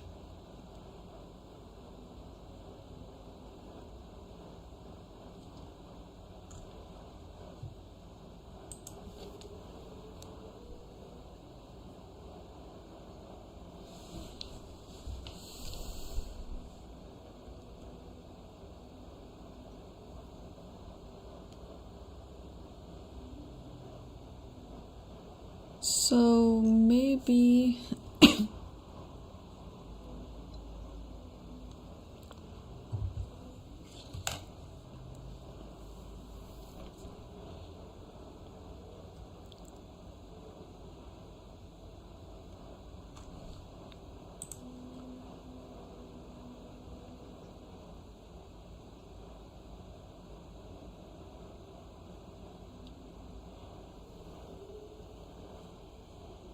there's already one other game that's finished, but between Erdokmus Yogis Khan versus Banus Tamas.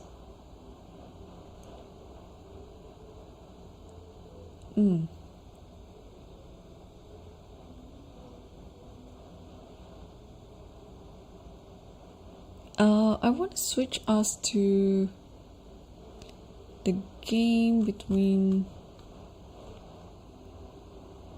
Sonal Vahab versus Nikitenko, because it's already on this endgame.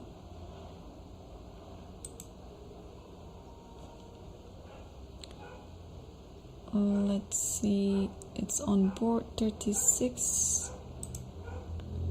They still have heaps of time on the clock, and Yeah, this position, the default bar says that this is equal, but what opening was this?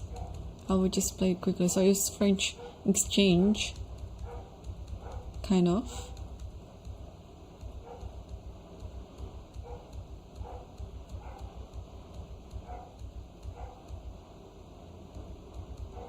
Ooh, h4, threatening a mate on h file, so I gotta play g4, a3 here, takes here. Alright. And trade the rook, and bishop c8, push, rook e1, and then b4, takes, rook here. And now, now what to do?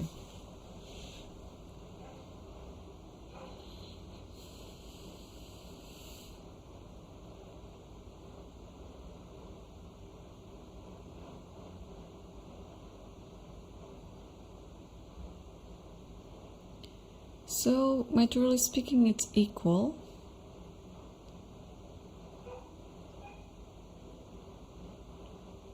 If the bishop moves, then maybe cb.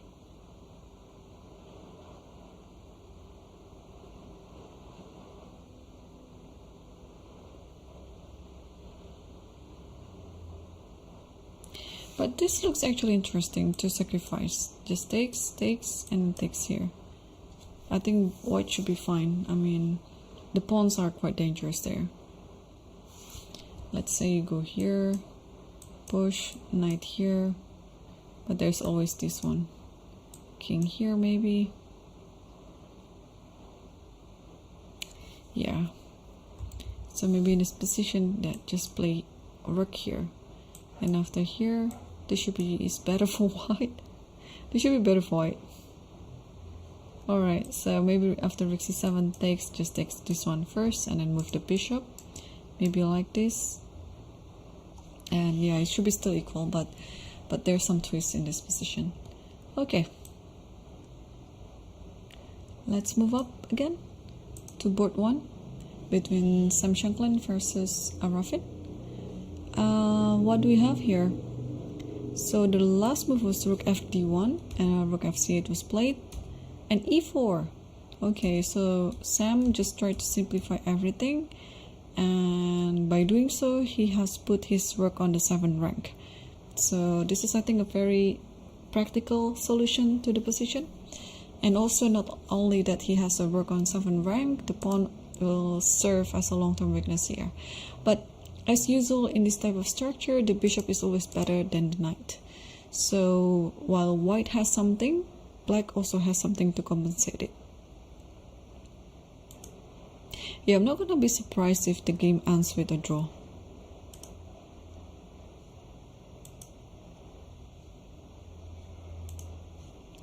What about the other one?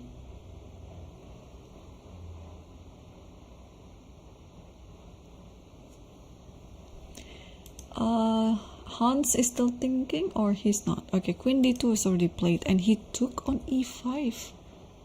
But this allows this discovery to happen, takes, and now he's still thinking again.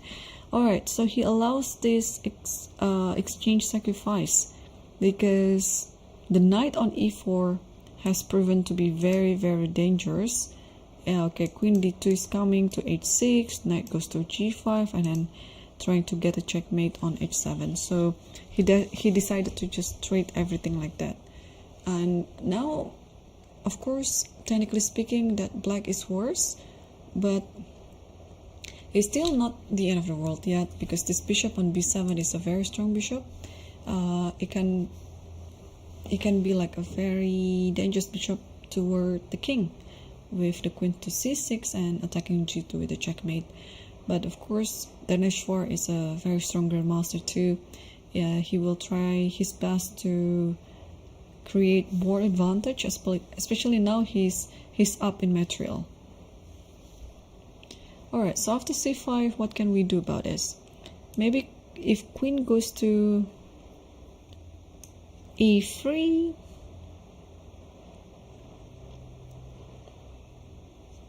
then queen f3.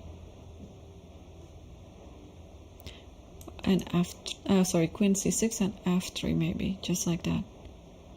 Yeah, it should be fine. Wow, so this could be an upset in this round, so we'll keep an eye on this. And let's move on to Salim's game. So after bishop a6, he decided to play bishop f1 to protect the pawn on e2, and Tabatabai just moved queen b6.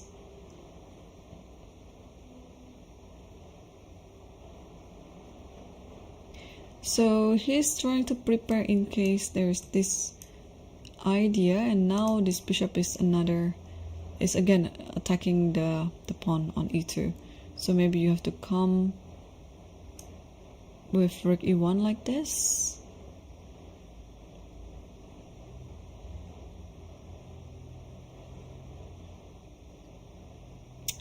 And maybe, yeah, just double up the rook actually. So taking the bishop on e7 is not actually a good idea. All right, queen b6. What else can white do in this position? Usually this type of moves, white is preparing to play e4, maybe. And if bishop takes here, I think you have to take with the rook. And after this, okay, you kind of like sacrifice a pawn. Are you sacrificing a pawn? I think it's not a sacrifice. You can just simply take it back, yeah? So e4 is actually a very critical option here. But of course, after e4, black can just reply it by playing d4. And black will have a pass one in the center, although it means it's leaving the square on c4 available for any of these pieces, maybe bishop c4 or knight c4. So, but at least with this type of setup, this bishop on b2 is no longer working. Okay, yeah, it's interesting. What about Arjun's game? So, oh, very, very interesting now. So rook g1, b5, c5, b4. Here we were talking about rook g4 and trying to trap the queen. Or if the queen goes back, then we can maybe repeat. But here, Yufa went very ambitious, and I think it's for good reason. He played rook g5, and now we have to deal with this idea. Bishop takes h5 is coming soon. So, do we move back the knight to f6, or do we do something else?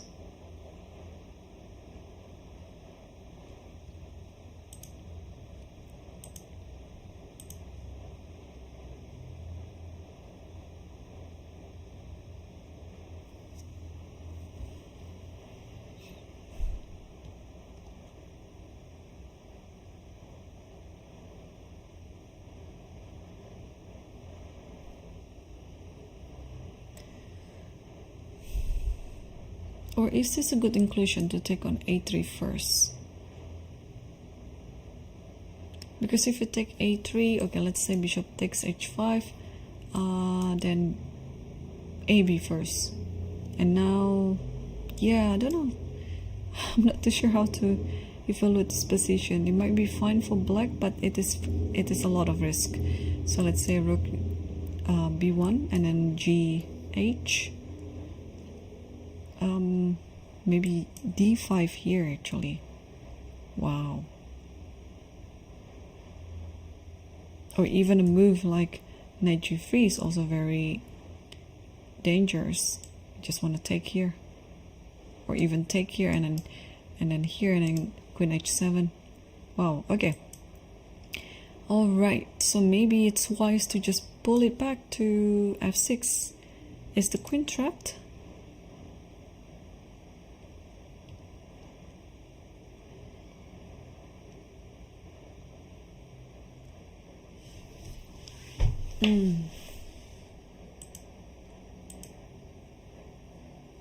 Is the queen trapped here? I think it's fine, yeah? You just have to play one retreating move, and then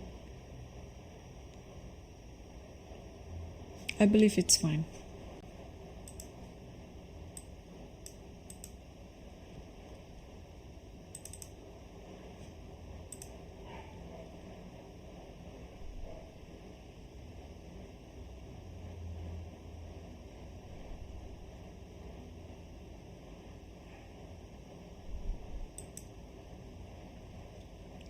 Okay.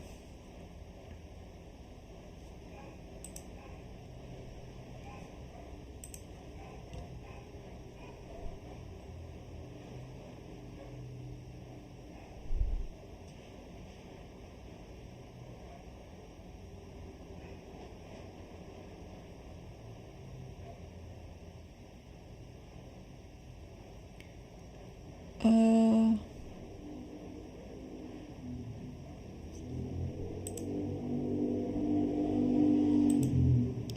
there is just checking other games as well.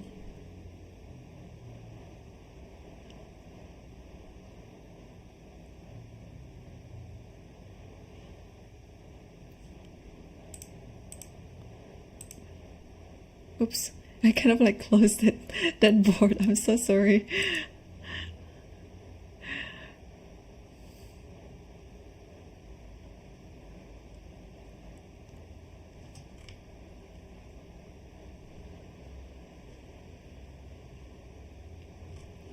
Okay. Yeah, couldn't find any interesting position. Or maybe this... Oh, okay, this one has drawn pretty much.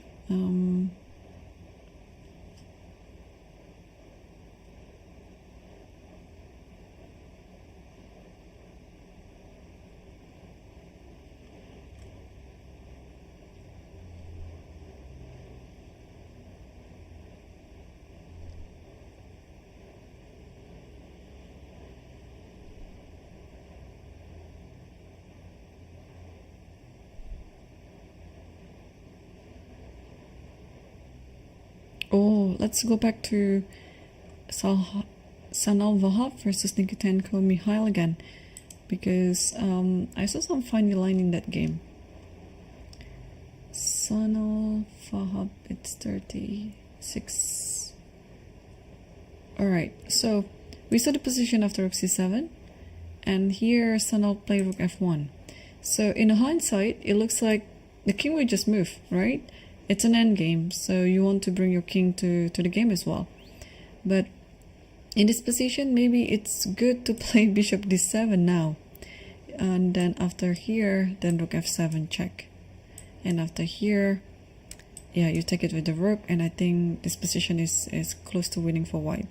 So after rook f1, I think you still have to play king g7 anyway. You have to stop the rook from entering the f file. And after bishop d7, now you can think what to do in this position. There's one funny line as well. If c takes b4, let's say, and here, can you actually push? No, push takes on d7, take f6, take e7, take b6. Yeah, maybe not.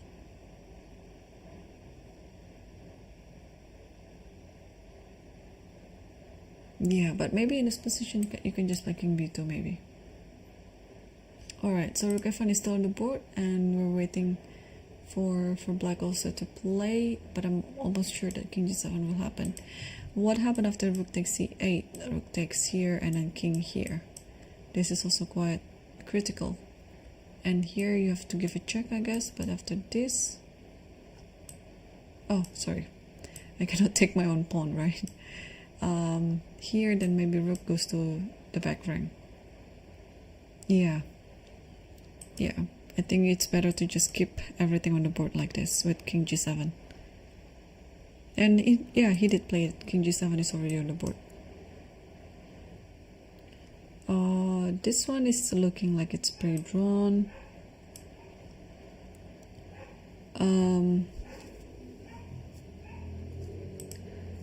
The game between Daneshvar Bardi versus Hans.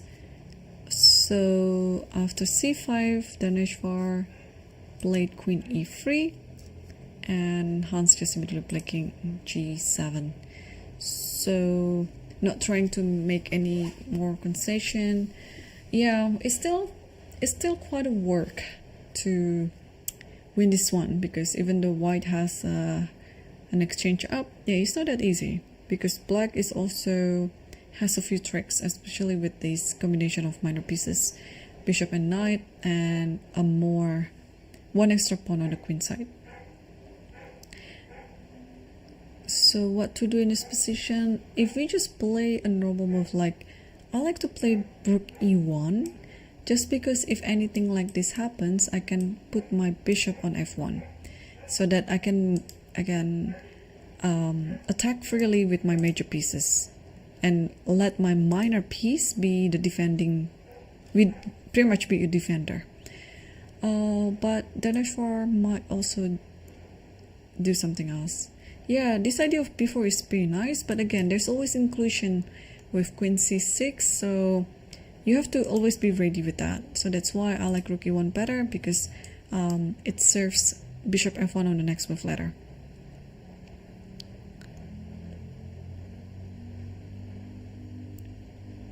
And yeah, we see that Daneshvar is just very relaxed. He's just sipping his tea or coffee and try to figure things out on his board.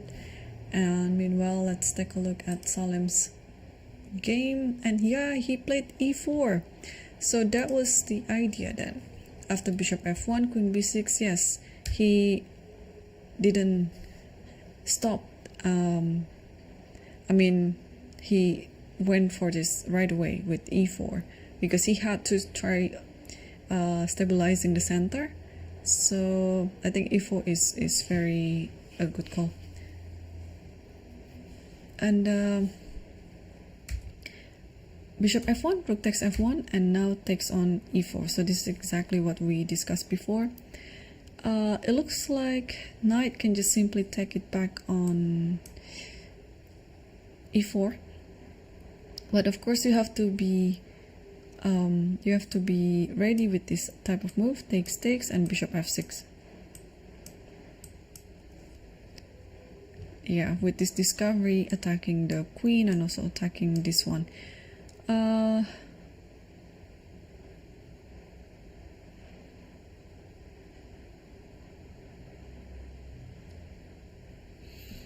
Wait, is this just losing? No, you can move back. Oh, but yeah, you can move back. You can totally move back. I was thinking just taking this, and this is already like attacking the checkmate on g7. But here you can play queen g6. And wow, this is actually quite a long thing. Okay, queen g6, if you take this, there is knight d3, so you shouldn't do that. So in order to save this and this one at the same time, maybe, okay, you can play knight h4 for example. You can also switch this queen to this square. It's protecting d3 and f5, and you want to take on c5 next move. Alright, do we have anything else? So Salim took on e7, take on e7, and bishop takes f6. Maybe this is the safest version, because you don't have to deal with all sort of discovery, but it would be quite a similar outcome to the other position that we discussed. So queen takes here, and then okay, queen here. I mean, actually this is a better outcome, because you are trying to take the pawn on c5 immediately. Although this pawn doesn't really look very important, because black has quite a compensation there with this knight especially. Okay, so let's figure out where does this queen go.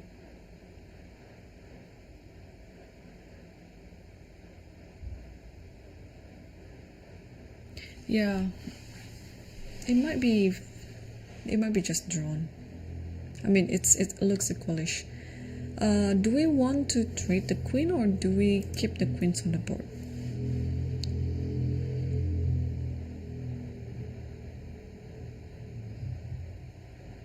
I think I would prefer to keep the queens on the board.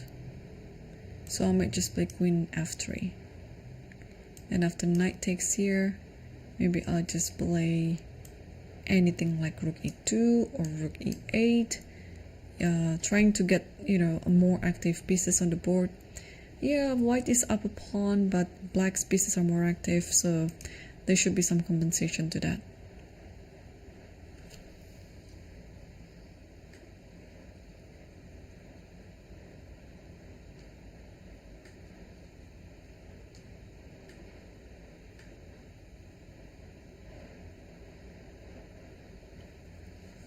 Alright, so Taba is still thinking, and what is going on the bot for? Arjun has taken on a3, and in this position Daniel Yuva didn't take on h5. What is he worried of? Like here, and then what? Takes.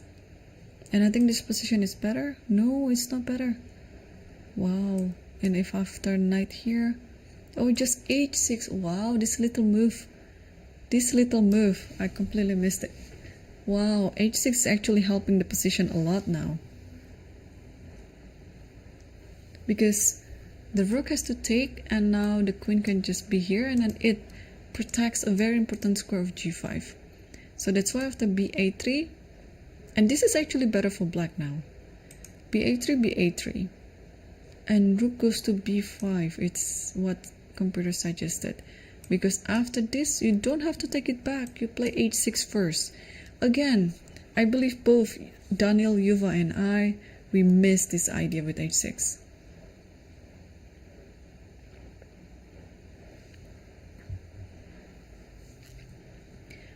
Okay, so it looks like Arjun is better in this position. Are there any other game that is going on? So Hans is still thinking after, oh, rook e1 is played. So yeah, that was the idea that I was also expecting. Yeah, you just put the bishop on f1. This is a very good defending piece, and then you're just attacking on the queen side afterwards. Oh, queen side too, it's fine, as long as you maintain your king's defense. You can actually just attack afterwards. Alright, so again, this might be an upset of the round. And the game between Sam Shankland versus Arafin, this has transpired quite fast. So we saw the position after rook takes d7. And here Arafin offered a trade over the rooks, and h6, h3, and takes, and queen e6, rook d1. So this is the current position. Yeah, I still believe that this is gonna be a draw anyway. And oh, they just agreed for a draw as I mentioned it. Okay, so rook d1, okay, I'm assuming that Sam offered it. Yeah, I might be wrong, but okay. The draw is mutually agreed, and with this draw, I believe tomorrow Arafin will still be the leader. It would be just depending on other games. If on the other boards, especially the top, especially the top 6 boards. So board 2, 3, 4, 5, and 6. If any, no. Sorry, I was wrong. Especially the board 2 and 3. If anyone with 4 points won the game, then he might be joining Arafin on the leaderboard. So, and it looks like Danesh Far might be joining Arafin, assuming that he's gonna win this round against Hans Niemann. Yeah, the game between Salem Saleh versus Tabatabai. Well, if Tabatabai wins the game as well, then he will join the leader too. So yeah, anything can still happen. So let's move on to the game that's still going on. Is there any update on this one. Alright, so after rook e1, Hans played rook d4, centralizing the rook and also trying to protect this pawn on c5. And maybe now, yeah, it's time to play bishop f1, even when the bishop is not under attack now. But let's keep it on the safe square.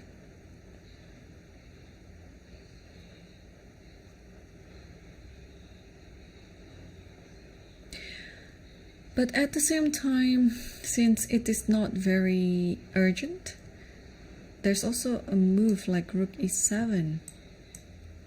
If black tried to fork like this, then queen e5 is there. So white shouldn't be worried about this fork. But okay, I'm still inclining toward bishop f1 anyway.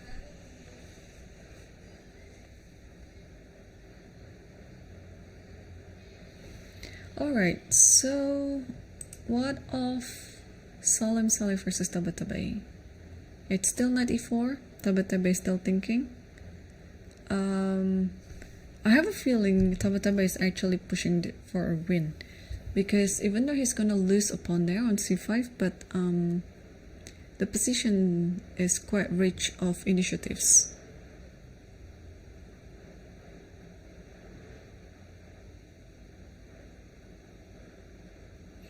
Alright, we'll wait what he's gonna play with the queen.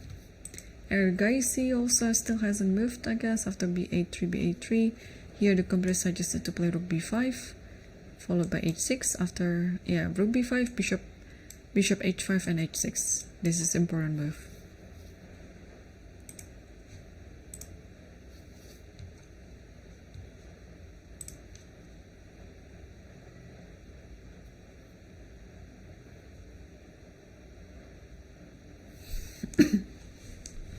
What is also interesting in the current position, that looks like it's just winning. It's the game between Sindarov versus Fedosiev on board 7th. Am I missing something? I mean, white is just up a piece, right? Although this knight is kind of restricted right now, but you cannot really take the knight. I wanna see how the game goes. So it was from the 4 knights variation and knight d5.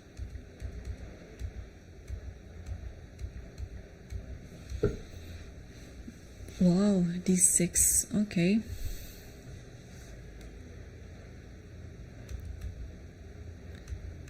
And push knight e5. Oh, rook cliff. Wow, this is interesting, rook cliffs. Okay. Queen h5, g6, and start the attack. Yeah, suddenly all white pieces are attacking.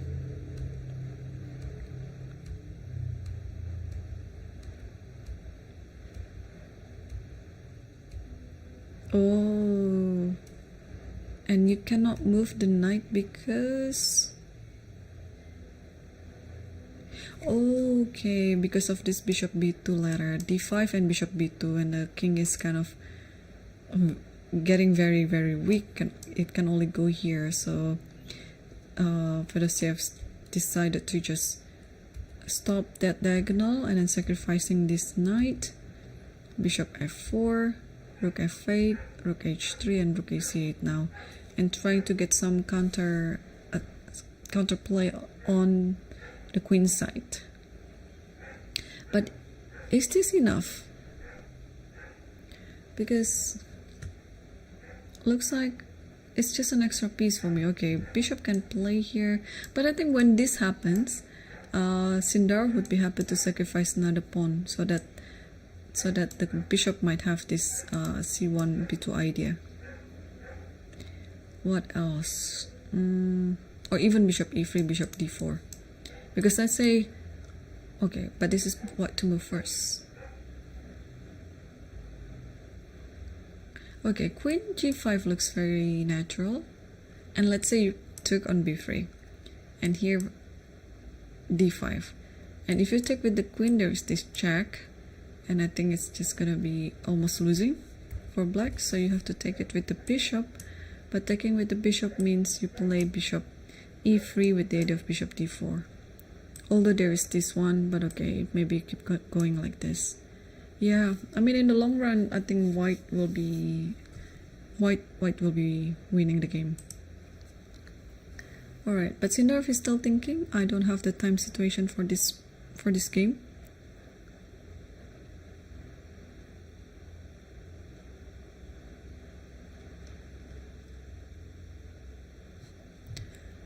Okay, interesting. And the game, oh sorry, the first game is already done. It just hasn't been updated yet on Lichess. Or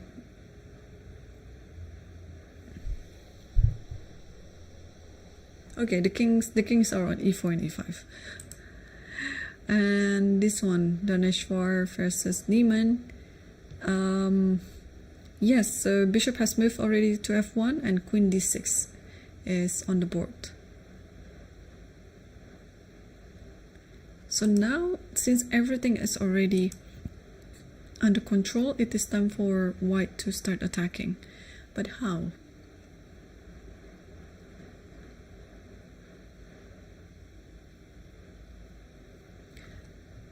If rook e7,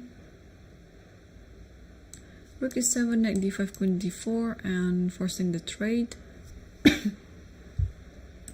Okay, what else? Yeah. Oops, not that, sorry. It's a mouse slip.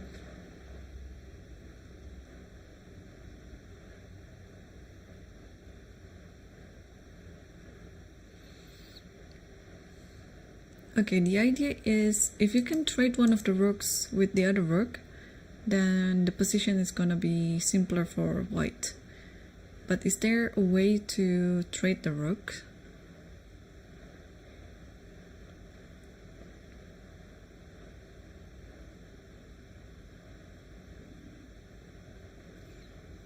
What about this, queen c3? You're attacking this. Oh wait, knight e4. No, knight e4 just takes because the rook is pinned. So queen c3. Yeah, I just want to grab this one. So maybe you have to play c4. Yeah, you just play c4.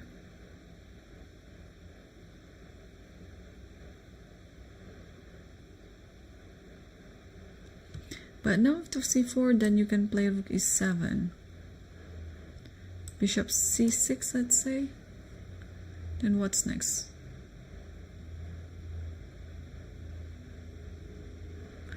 Alright. There's one idea, and he did play queen c3. Okay, so I'm on the spot now. So pretty happy now. I think Hans will immediately play c4. I don't see how else, like, what better way to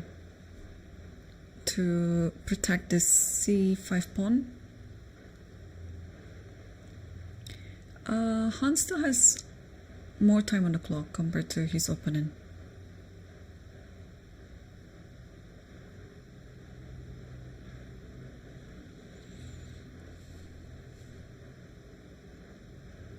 Oh, there's also this idea with knight d5 actually. That's worth checking.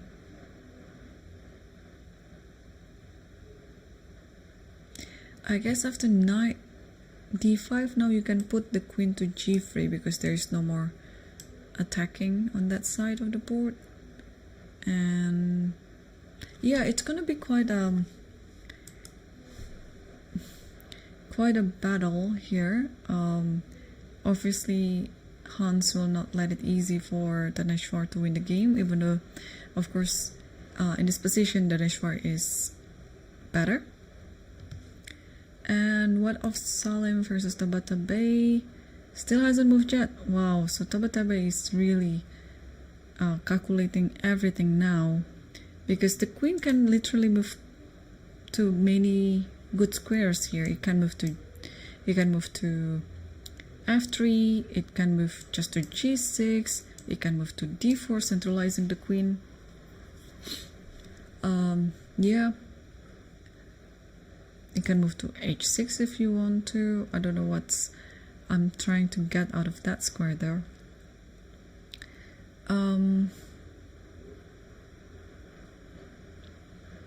Alright, so, and Arjun has played something. What did he do? Okay, this has simplified a lot. So after BA here, okay, computer side just rook B5. But he played knight D4. So it's just a sacrifice then. So takes here, takes here, takes here, and queen here. Alright, so he simplified the position by sacrificing a piece, but in return, he has 3 pawns as the compensation. So very good, right? I mean, it's pretty solid. At least now, everything is everything looks easier to play as black here, because your idea is easy. Your king is no longer under attack, so you just want to activate the rooks. Maybe going to rook b2 later on and doubling up the rook, and then just try to attack the king. So yeah, things are looking good for Arjun, although I'm sure the advantage has diminished quite a lot. Yeah, now it's just 0-0-0 according to the computer, but I can understand from the human's perspective that this position is way easier to play. Okay, and what of Sindara versus Fedosiev? What is going on? Hang on. So the position of the rook h3 and rook a8. Oh, here.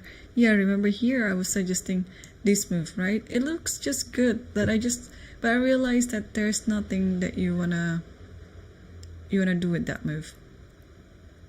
And any sort of discovery, I think, will not work, because the king can always have an escaping square.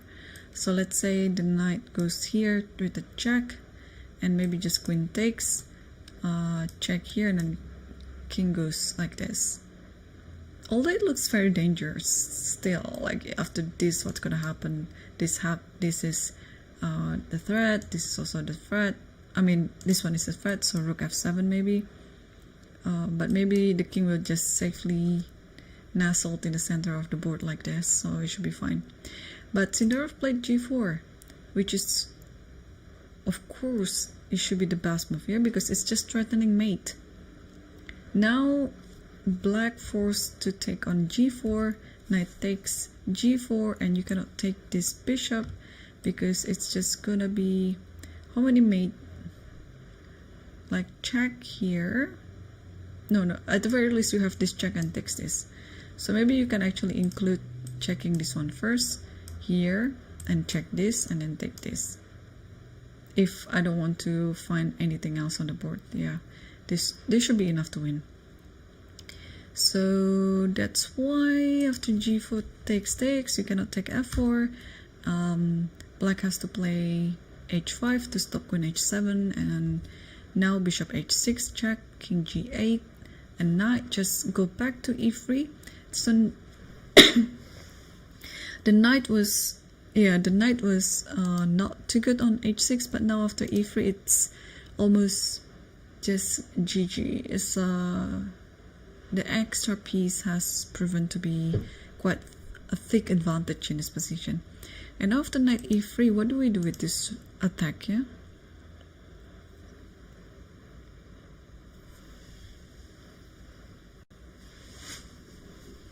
so knight e3, rook f7, yeah, stepping away from the attack from the bishop. And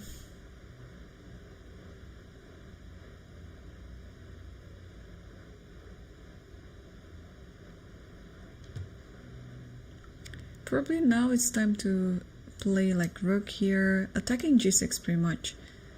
And yeah, rook g3, why not? Because you're also attacking h5 now. If the king steps away like this,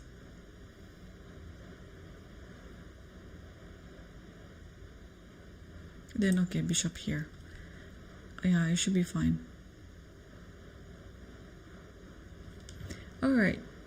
Sinor still figured things out, and let's see the second board again. Danish 4 versus Hans Niemann, and yeah, actually Queen C3, Knight D5, and now not Queen G3, but Queen C1.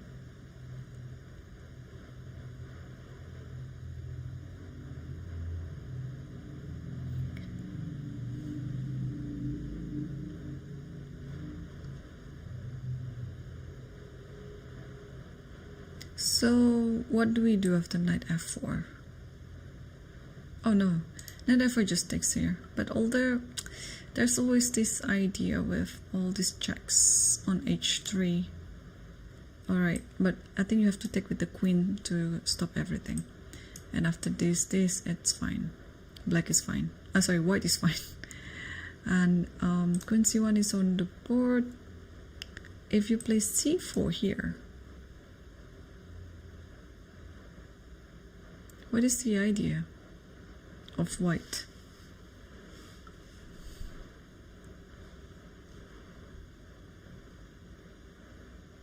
So Danish 4 still has 21 minutes, and Hans, he has 24 minutes.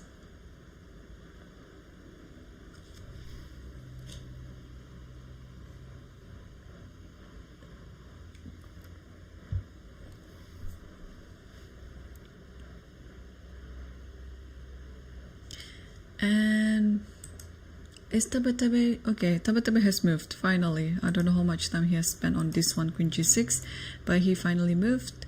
So wondering what is the idea after Knight takes C5, if this was the move, but he didn't do that.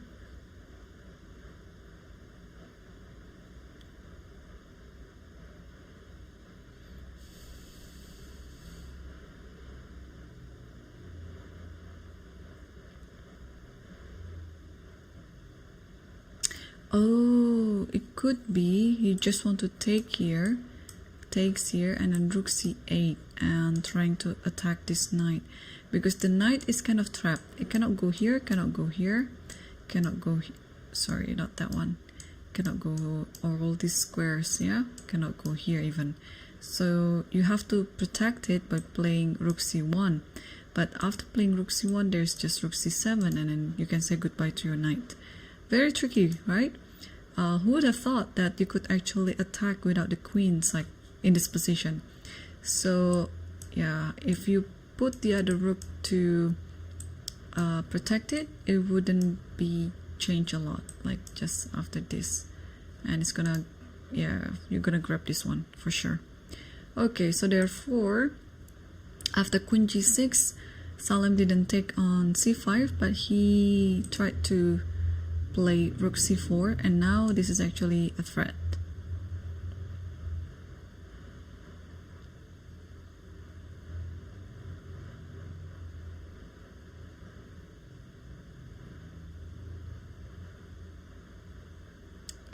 Yeah, how to continue with this position?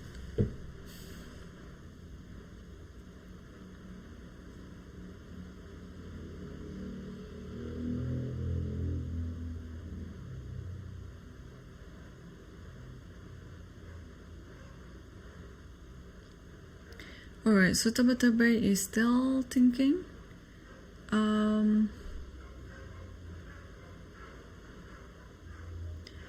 I think we can also switch to the top 4 game, and there's some queen exchange offer.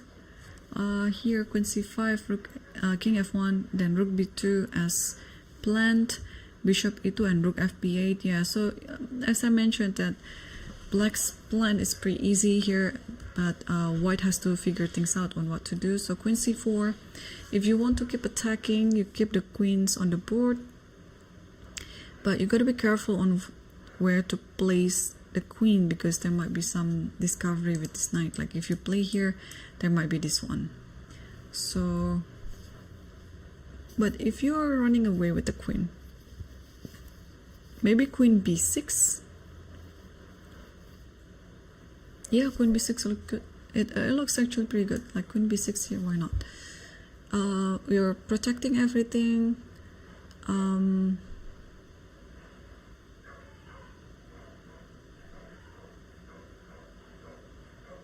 Yeah, there's almost no weaknesses in black's position. The only thing that black has to do here is to prove that the compensation with the pawns, it's enough.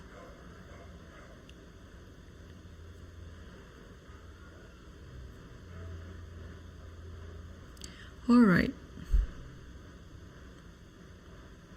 Yeah, Arjun looks like he's thinking very hard right now on how to convert this position. And let's see board 7. Sindar versus Fedosiev, and looks like, oh, after king h7, he took on d5 first and put the bishop on e3, which is nice. Bishop on e3 is now very much protected, and after rook c3, now another offer to trade the pieces. Queen here, and I think black has to take it. Black cannot afford having the queen on h6, so black has to take, and this is a very nice way to defend the pawn on g3, offering another trade. I mean, if you are up a piece, this is totally what you need to do. But Fedosiev didn't make it easy for white, so he played rook ff3, and now I was trying to find out if this actually is a good move.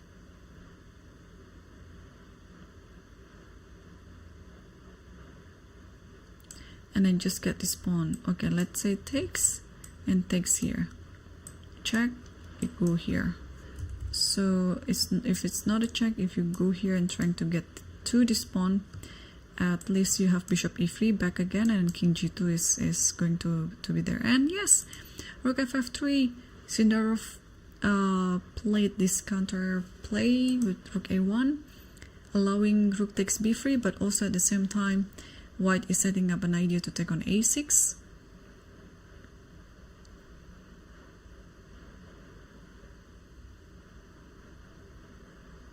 Rook takes b3 already done, so now we can expect rook takes a6 coming up soon. What about we grab all the pawns? Takes this, and okay, alright, we have to stop it, let's say. But okay, this position is lost. Yeah, you can play maybe rook here with the idea here, and then takes this. Yeah, with this extra bishop, it's easy to play. Also at some point maybe you can just play h4, try to protect everything like that. And as I mentioned, h4 was already done, but with the inclusion of trading one of the rooks. So rook a1, rook takes b3, rook takes a6, and rook b2 here. And here what happened was rook takes f3, just simplification, takes f3 and h4. Yeah, this is nice. There's almost no counter attack anymore. Yeah, you just grab all these pawns, the king will kind of go to g3. I think it's almost a reasonable position. I'm wondering if I can find the board on this one.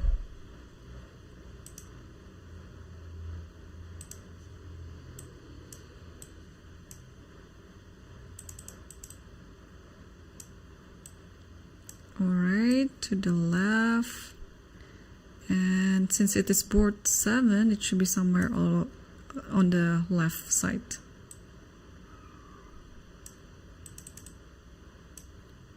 Yeah, it should be somewhere over there, I think. Alright, h4 is already on the board, and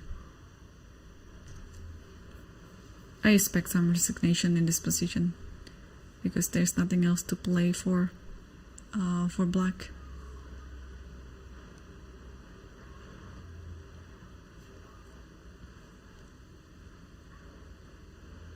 Yeah, we can see that players are walking around, especially those who might be having like a better position anyway. Okay. Let's go to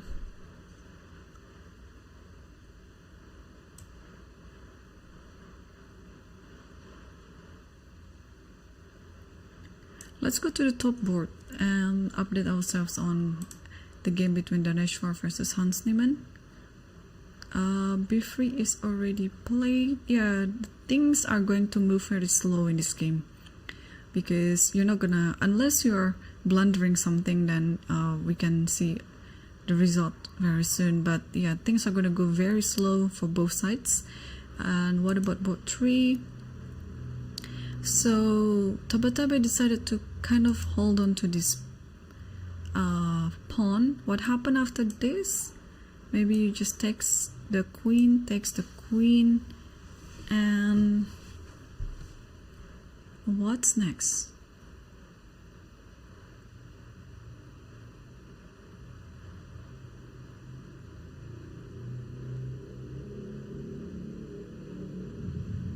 Yeah, what's next?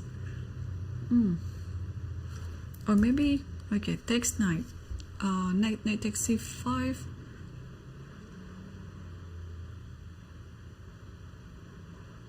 Oh, maybe you just take the knight. Takes like this, but I mean this should be drawn, but how? Just rook here? No, rook here, rook a5. So maybe the other rook and trying to attack this. Because yeah, the queen is stuck guarding the pawn, and soon the queen will join to attack this one as well. So therefore Salem played rook d1 here, and yeah, taking on c5 can happen at any point, so he preferred to just develop his pieces first by playing rook d1, and Tabatabai looks like he's gonna move something, probably doubling up the rook like that.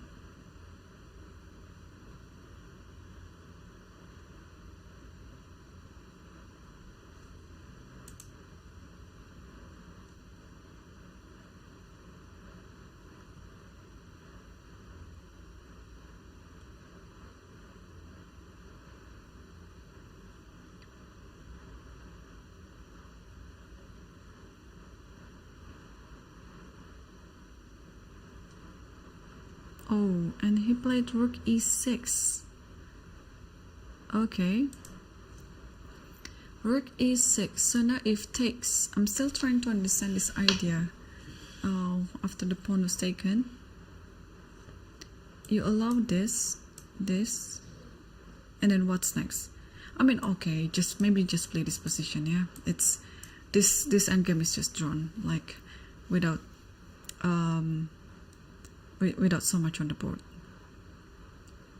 and then just keep a position like this till the end. So okay, rook e6 is on the board, so my prediction is it's gonna be a draw on this game. What about Arjun's game?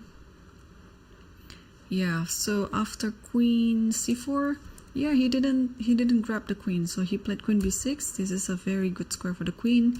Rook g d3 and then c6, and knight back to f3, d5. So slowly but surely here, black is trying to maximize its advantage with the pawns, and e5, cd5, queen f4. Alright, so Arjun is still standing better here, and also yeah, the pieces are looking nice, but now how to continue this position as black.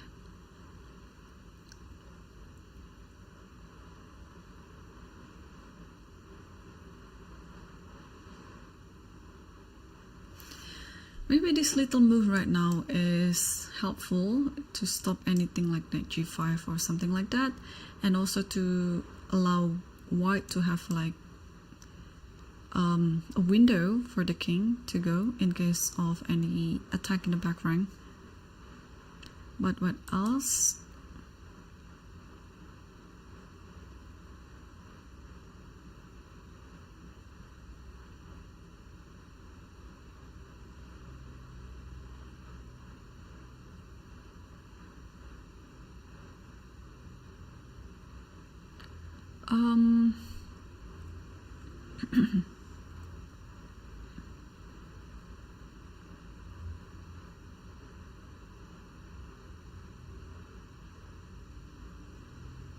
Yeah, it's quite complicated now.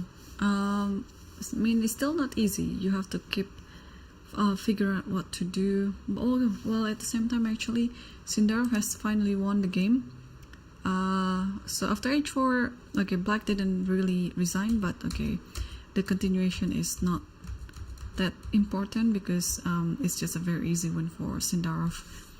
Okay, so what of the game between Parham versus Nicolas Tudor? So Parham had an extra piece advantage and he still maintained it right now. Okay, I think he's trying to nurse it.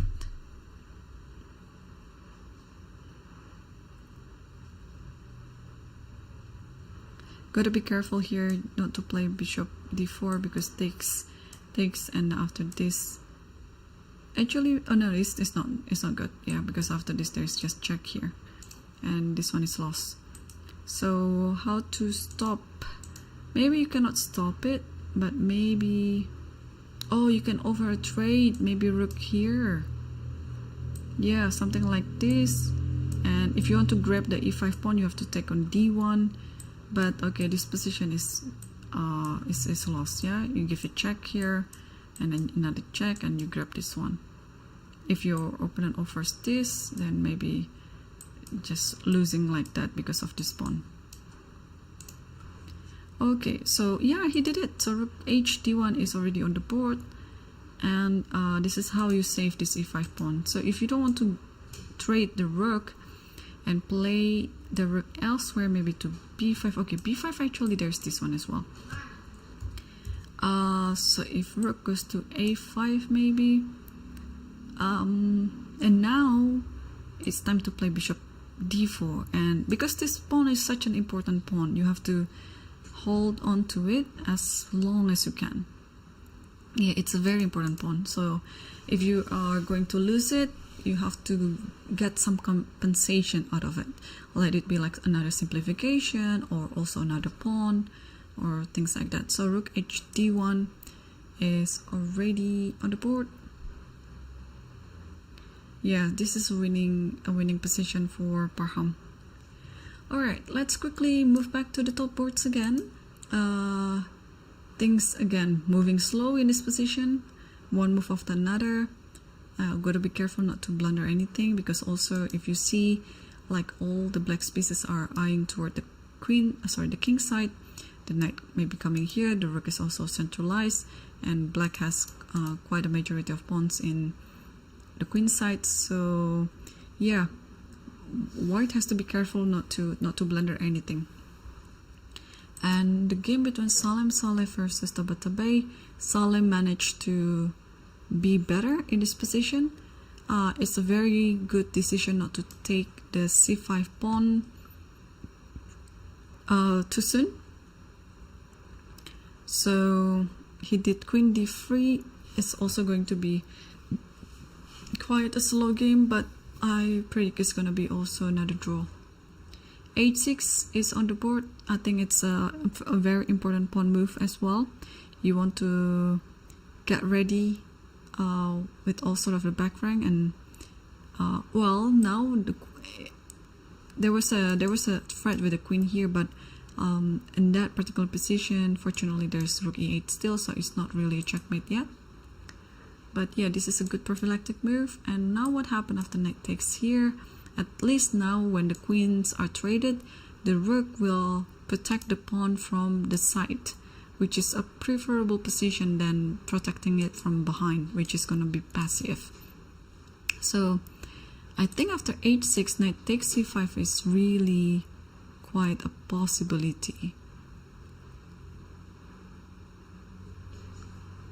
Because if you take this, then takes this. If you take everything like this, and then play rook here, and now maybe it's time for the king to come, slowly protecting the pawn so that this rook can be a bit free later. I mean, white will make black suffer, but maybe in the end it is still defendable and gonna be a draw. So yeah, Salem took the pawn on c5.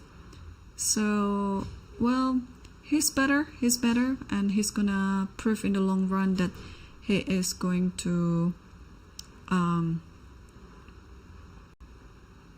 yeah, he's going to prove that this extra pawn will mean something to his position.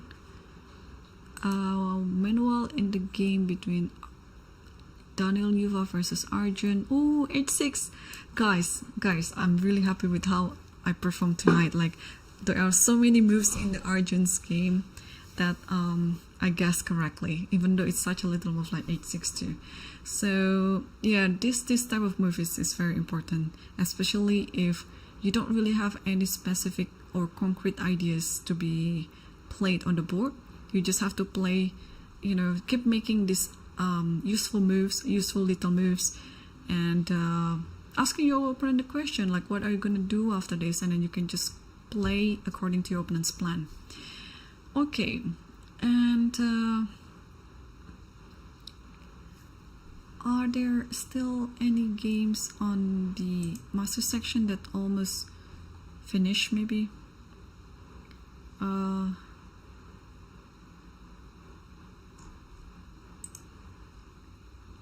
So there's another draw between Tres Royal versus Abhimanyu Puranik.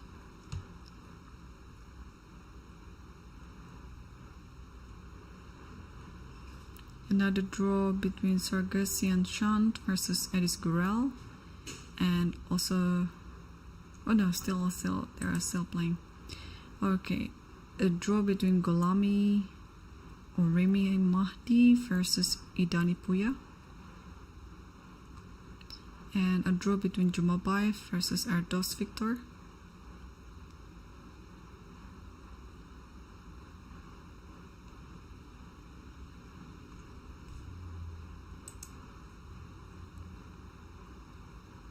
And also another draw, Roger Vitvik versus Jakub Seaman.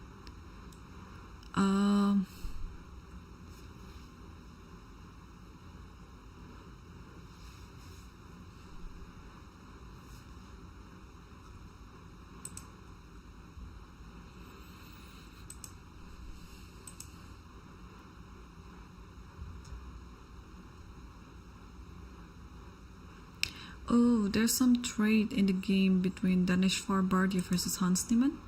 So let's take a look at that. After h5, b3, bishop c8, and rook. Okay. This is a very good idea, of course, to trade the rook, like I mentioned before. But I don't know how I feel about this position after this trade, because white is helping black to have a pass pawn, although of course this looks like not a really strong pass pawn because the bishop on f5 can be also shaky. So rook d1 attacking d4. You cannot push it because this bishop will just take on d3. Although there's something to calculate. No, it's not. Okay, because I thought there is knight f4, but here you can just play queen check here and then take on f5. So that's not gonna happen. So after rook d1, black has to protect this one then. And what did he do? Oh, he just played at f4 right away. Yes. Of course, this is the best move. And now what to do as white?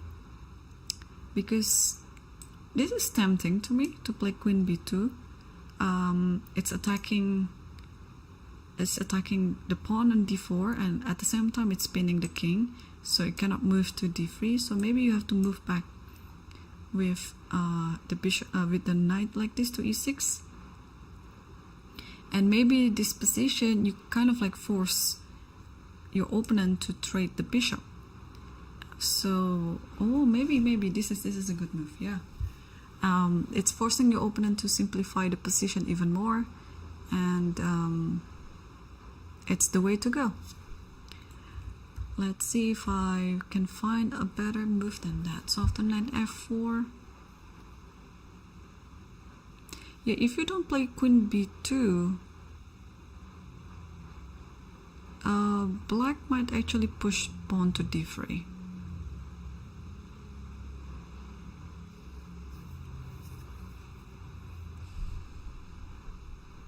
So I think it's important to play queen b2. Yeah, just like what we analyzed. Queen b2, knight e6, and bishop d3, forcing the straight, and in the long run, yeah, Daneshvar will win the game.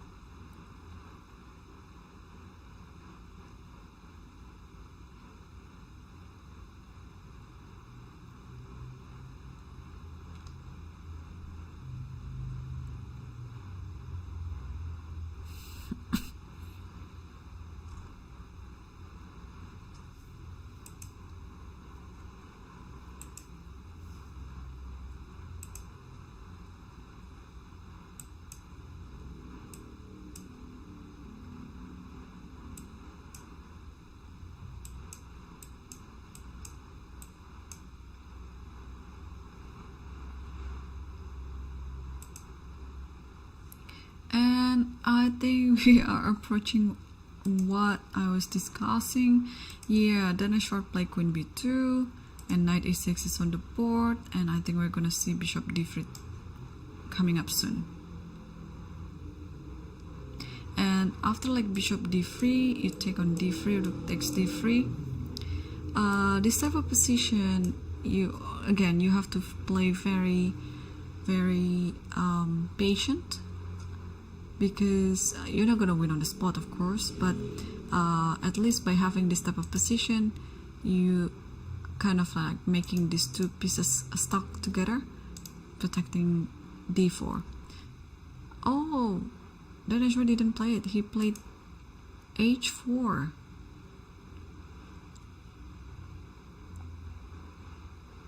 Okay. So this bishop is needed for the attack along this the pawn stand, like maybe sometimes later, like a4, and yeah, just gotta be okay. This pawn is already stuck anyway, so you don't have to do anything about it. And bishop e4 is on the board.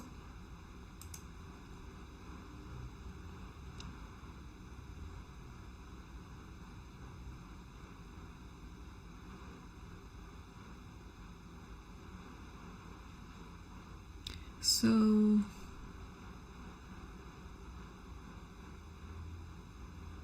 are we playing a4 now? Because if a4, then maybe b4.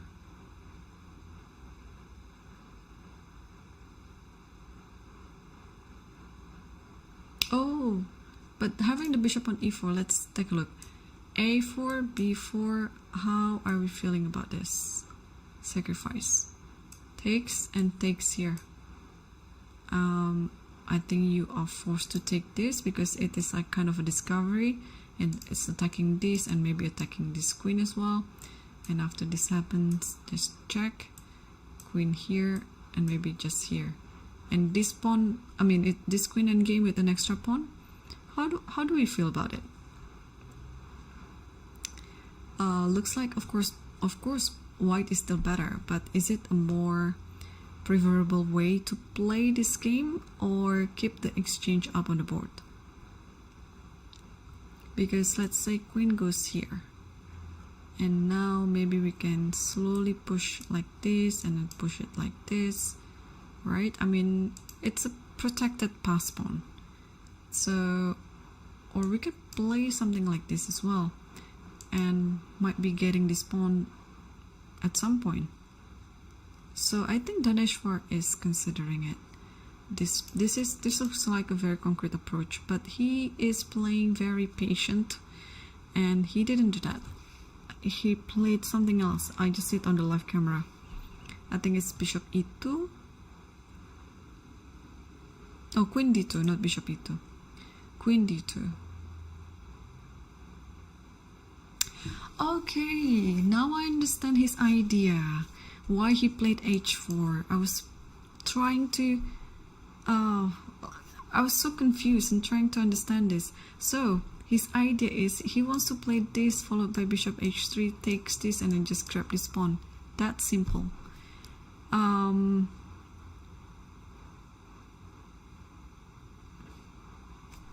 But at the same time, I think he can also do that via a4.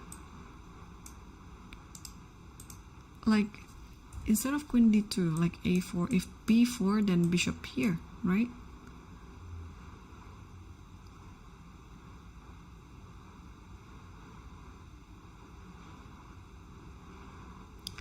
But he didn't do that. He played queen d2. And he allows, no, he doesn't allow this, because this just bishop takes. Okay. Yeah, so far so good for Daneshvar. I think he's still maintaining the advantage. And turns out Salim is also having a better endgame in this position. Tabatabai really has to suffer in this rook endgame and try to prove that it's enough for a draw. Meanwhile, in the game between Daniel Yuva versus Erigaisi, let's see the eval bar. Turns out Erigaisi is no longer really having the advantage. It's kind of like 0-0 right now. But the position is still quite complicated. Any side here can still play for win. But here, after queen b7, white just has to watch out about this idea of d4 because the queen is attacking h1 square with the checkmate. So, what about just king g1?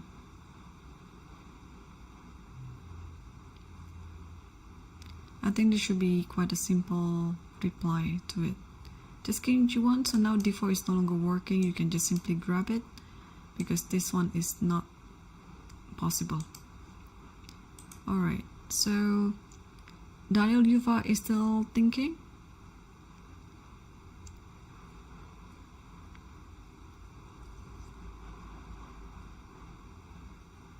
Also Hans is still thinking, yeah, after queen d2.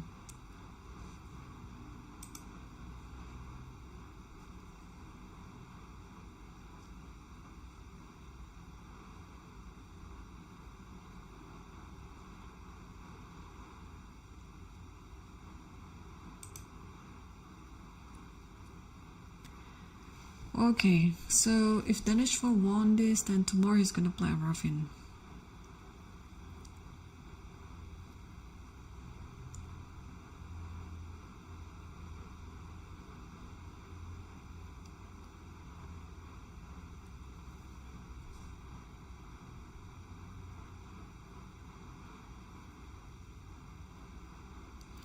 Okay, so are there any games that's almost finished or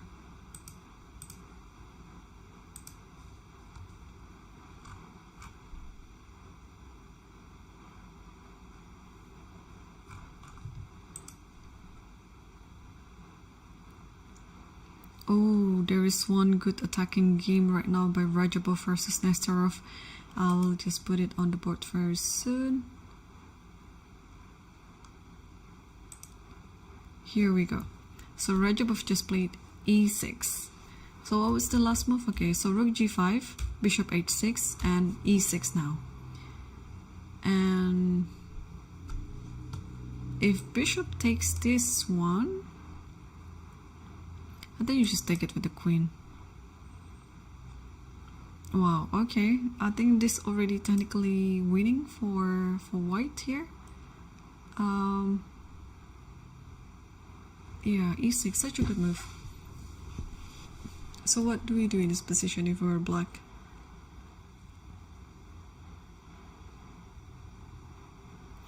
Also, I think if you want to try to hold everything, there's king here. But takes, nah, I don't believe this position.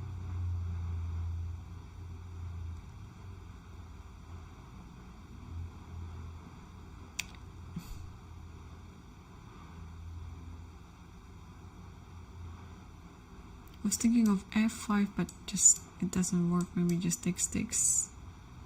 Alright, so e6 is on the board. I don't know the time situation of this game, so... But definitely if bishop takes here, then it's just a win.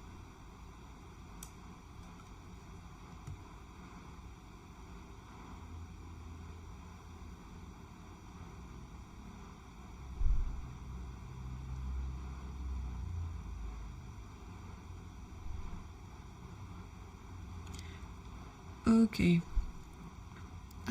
Trying to find Rajabov in the camera. Well, I couldn't find it still.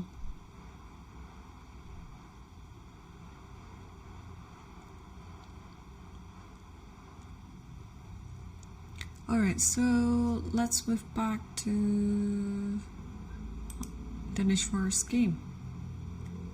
Still no move yet by Hans after Queen D2.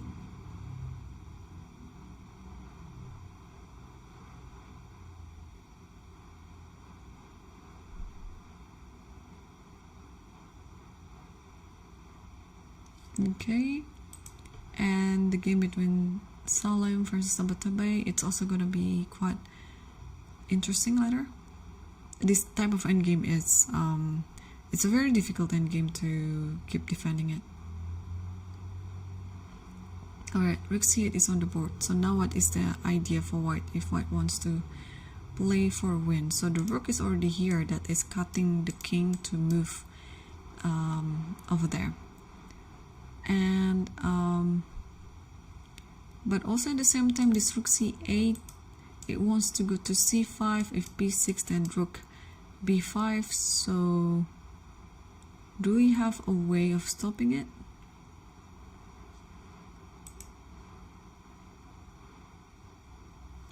And also if now rook here, then there's rook check here. So I guess it's just a draw.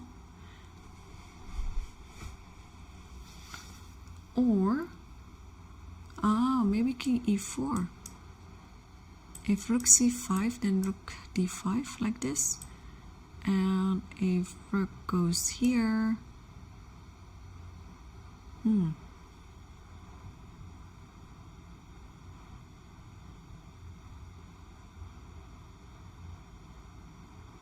yeah, maybe that's fine.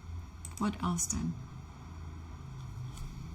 So if we put ourselves as white pieces here, what to do?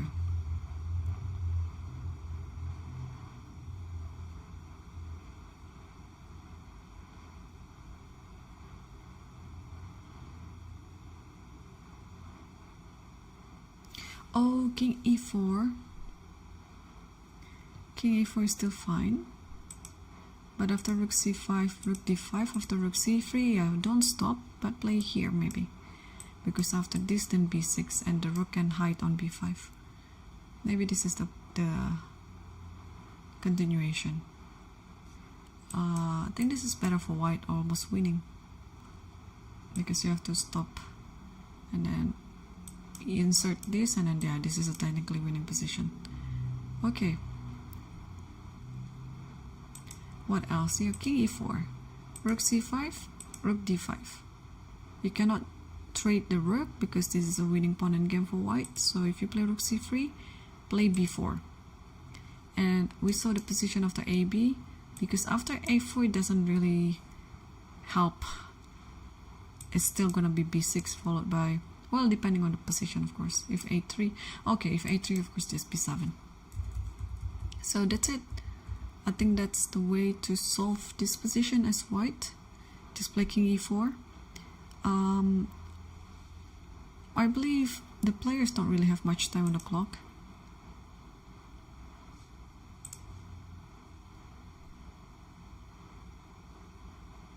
And we might see Salem's move soon.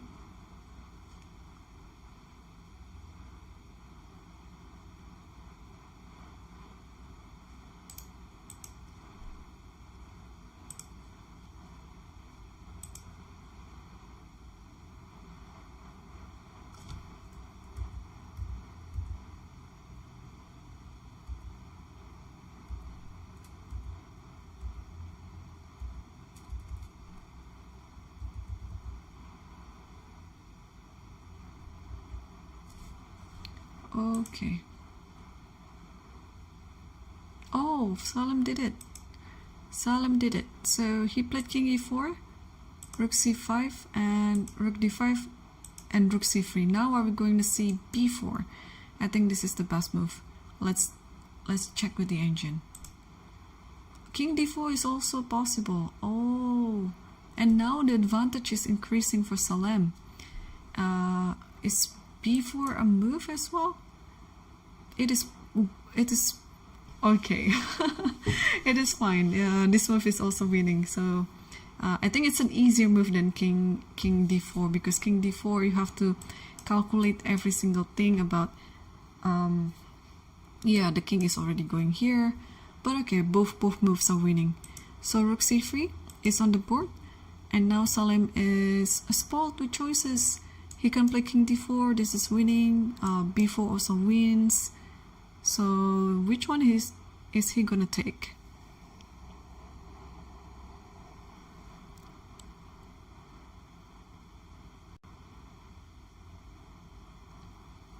And meanwhile, the game between Daneshvar versus Hans Niemann, it has changed a little bit.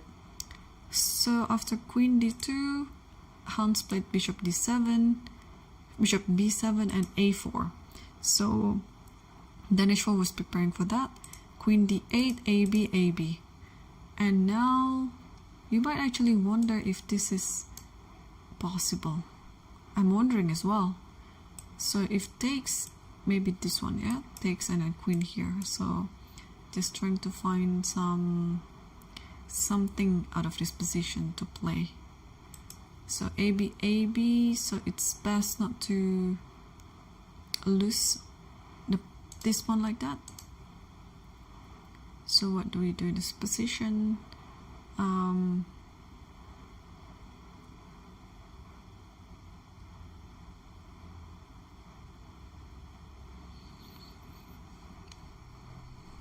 And at the same time, this h pawn is also hanging. Okay, now you don't want to play g3 because of queen d5 is going to be very dangerous. But how else are you going to play in this position? And Daneshvar is down to 6 minutes.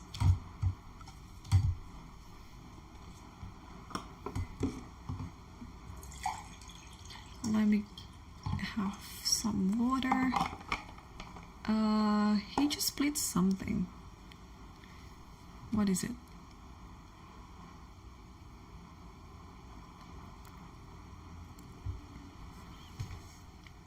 Oh, he played queen e2, so he's planning to take the b5 pawn. But now after queen here, so if bishop c6, you just simply give a check, and next move you're just gonna take on b5. So that is his plan. Let's switch back to Salem's game. I just wanna see. Ooh, he chose my move b4. Yeah. So rook c3, b4, and a4. But this is almost GG, yeah, because then actually you can play here, you can also play here. Alright, because if b6, yeah, I play b6, why not? It's very consistent to the idea. And if this happens, then play rook here. So maybe what he was worried of is maybe this one.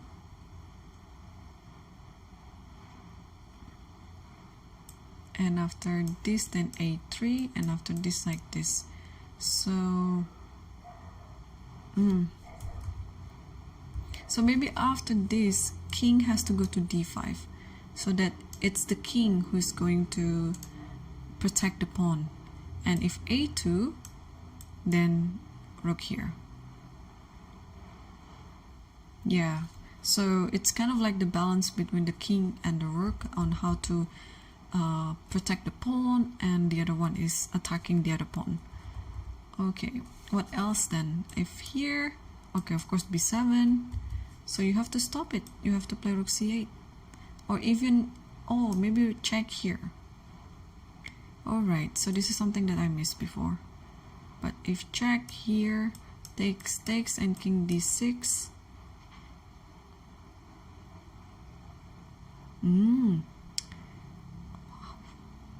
Oh, king d6, just this one then.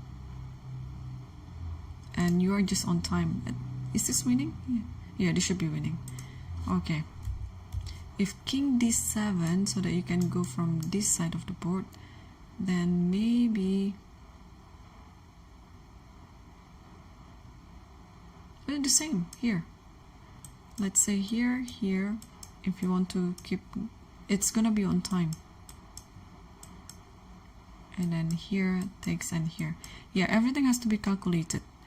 But in the end, it's still gonna be a winning endgame for Salem. So a4, b6 is okay. King d4 with a tempo, I think it's nice as well. Yeah, I think king d4 is easier to understand now. And only after that you play b6. But okay, king d4, let's say rook c8 here, and then rook here. No, it's fine. Yeah, king goes to c5, and the way to stop it is via this file. You don't have to stop it right now. I think you can just play anything, like king c6 maybe. Yeah. Okay. Wow, Salem is really on the nice track to win the game. And so is Erigaisi here, because he has also time advantage on the clock and material too. Wow, white is going to lose, or maybe black is going to regain the material back.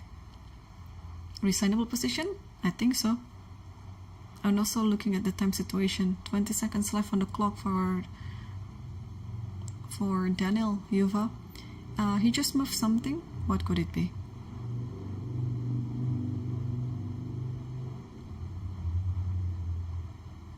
Because if it took this one, it takes, and then this one is hanging.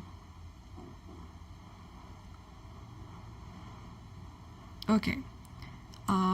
He took on f7. Wow, with 2 seconds left on the clock. So it's a panicky move here.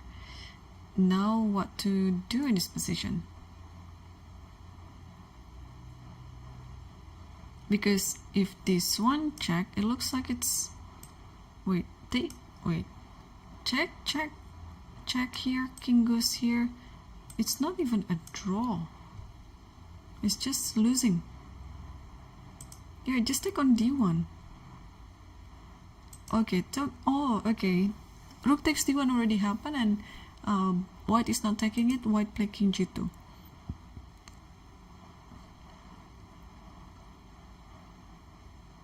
But you can just simply take on the rook now, and the king can just move back to g8 and h7 later if necessary. I mean, everything is covered. Yeah, so Arjun took on f7. Yeah, this is should be okay now. Because after queen c7, yeah, you just move back to g8, hides on h7, and he did something. Did he? Did he play a move? He played queen c7. Yeah. Okay, so king g8. What else? What else is there to be on? Yeah, Arjun played king g8.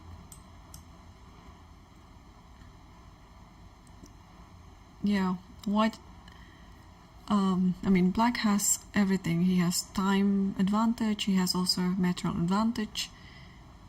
Yep, I think we can expect that this game is going to end soon.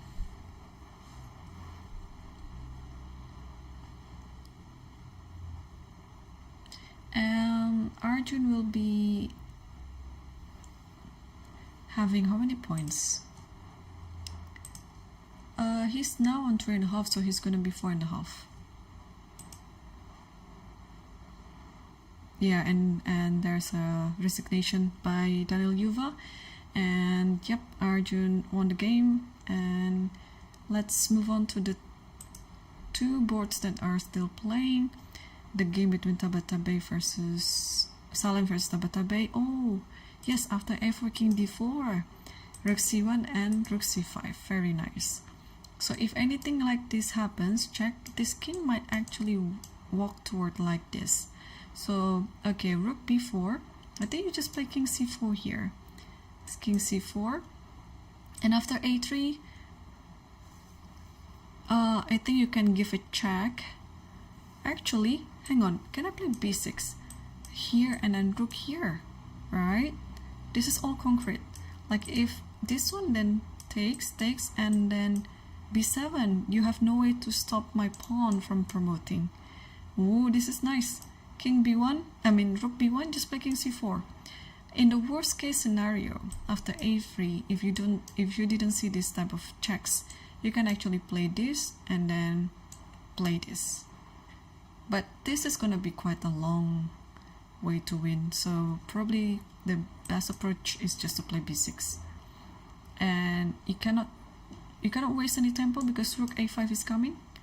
And if you play a2, this is also fine, because after rook a5, we see what happened, yeah, with this promotion and then b7.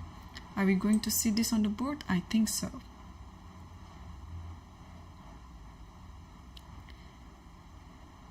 Yeah, so pretty much around this time of the game, the player should have around 4 minutes or 5 minutes on the clock, depending actually on how much time they played before.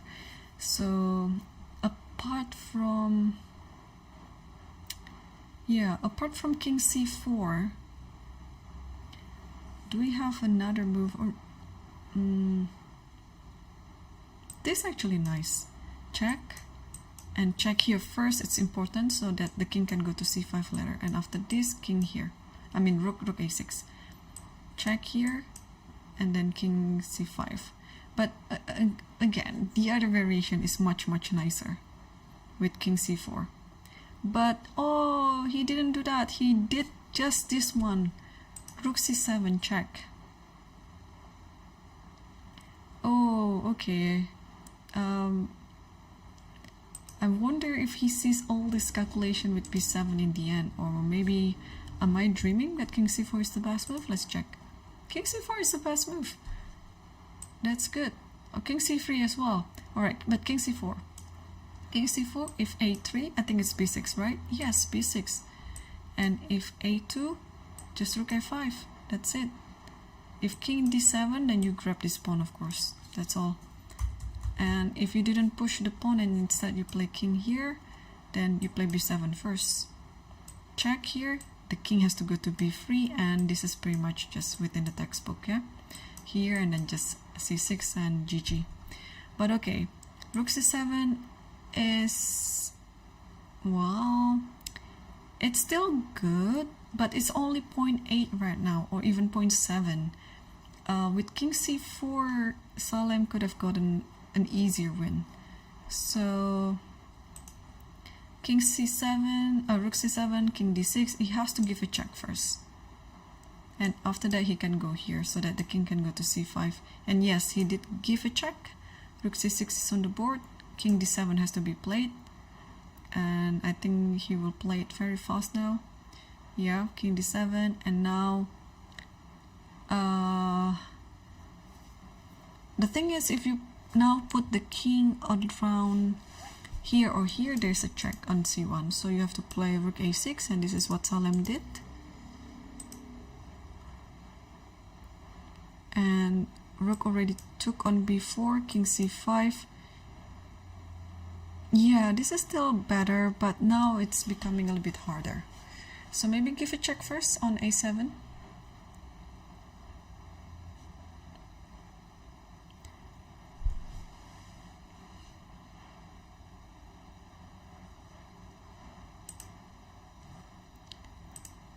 What about the other game?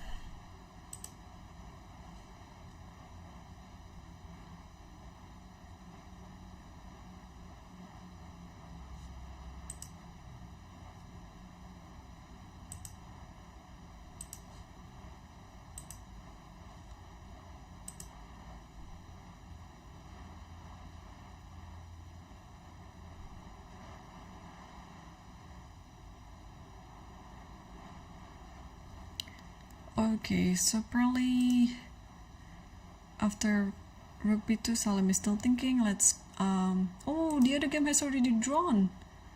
Oh, what happened? So queen takes h4, takes this. Okay, queen here. So Hans managed to save the game. Takes, and after d3, probably he offered a draw and was accepted by his opponent. So maybe Dan h4 didn't see any more win here, and let's check it if he made the right call. Alright, only plus 0.3 right now. It is not very significant anymore, and he has to move back the rook to e1 and bishop will go to d5. Let's say if b4, or if b4 then bishop b3 is going to be dangerous. So yeah, the computer says this is just 0, 0, 0. And if you play rook b1 in this position, then d2 with the idea of taking this, and in the end it will be something like this. That pawn will be traded with this pawn, and even though computer says it's like still slightly better for white, but yeah, this is just drawn. Okay, so Hans managed to save the day, and I think, judging from the current situation, it doesn't look like Tabatabai will win the game.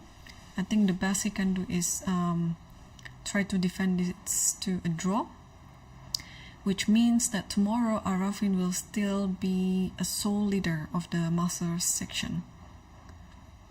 So yeah, now the advantage that Salim has is kind of diminishing. He's still thinking to get like a better position, or maybe the critical line in this position is to take this, takes, and then rook f4. But apparently this is just a drawn endgame after g5. So in this type of endgame you just have to calculate everything, and king goes to d5. Because I guess if the king goes here, it's a bit too late, yeah? Or it's just the same. As long as you step back to c5. What if I continue with this? Still okay. This is still drawn. F3 here. Okay, yeah, this is still fine. And then queen and queens. And this might be such a long journey till the end of the game. So this is still the current position right now. And Salim is still thinking, judging from his gesture, yeah, he has to move fast. He might not have time on the clock, and he took on a4. So he took on a4, and immediately rook takes f2 like this. And if we see one of the lines with rook f4, then this is going to be drawn. But also at the same time, are you going to care about this pawn on h2? Because sometimes you might actually want to grab it. Like in this position, b6 is an interesting idea, but maybe after this it's kind of like stopped. Or even in this position, you just take on h2, it's fine, because the king is quite close to get to c7. Alright, our view is currently blocked by the arbiter, and there you go. Yeah, I think Salim is totally thinking about rook f4 and then trying to decide whether this pawn endgame is winning or not for him. But if he didn't win this game and he managed to just make a draw, then it's like a payback of what he had against Fedosiev on the second or third round, where he was just losing but he managed to win it. He's reaching the h-pawn. Is he going to play it? So this is still the current position.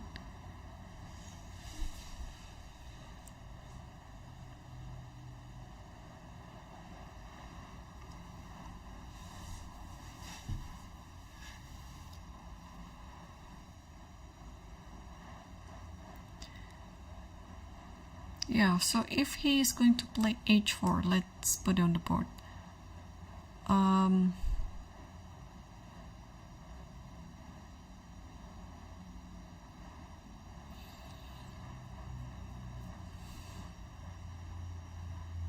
even a move like king c7 should be fine, because after check then you just bring your king there. The rook is protecting everything on f7, and then you can come with g5 idea and so on.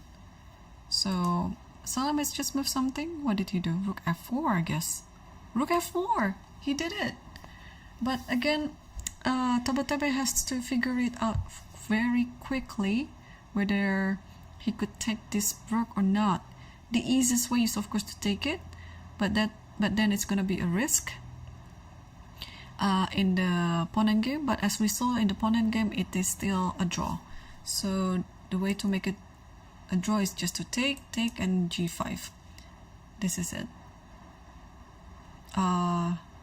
Yeah, so Salim is just counting on the time that Tabatabai has on the clock, because if he didn't take it, it's gonna be quite a disaster. He has to take it. Alternatively, there's this check, but this check will make it things also hard. Let me see the evaluation. Should be still fine as long as he move f6. Okay, at least there is this one. But if he wants to get like a quicker draw, he will just take on f4.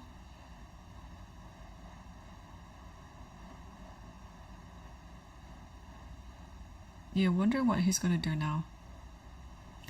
I believe his time, yeah, we don't have an updated time situation on this one, but I believe it should be like below a minute.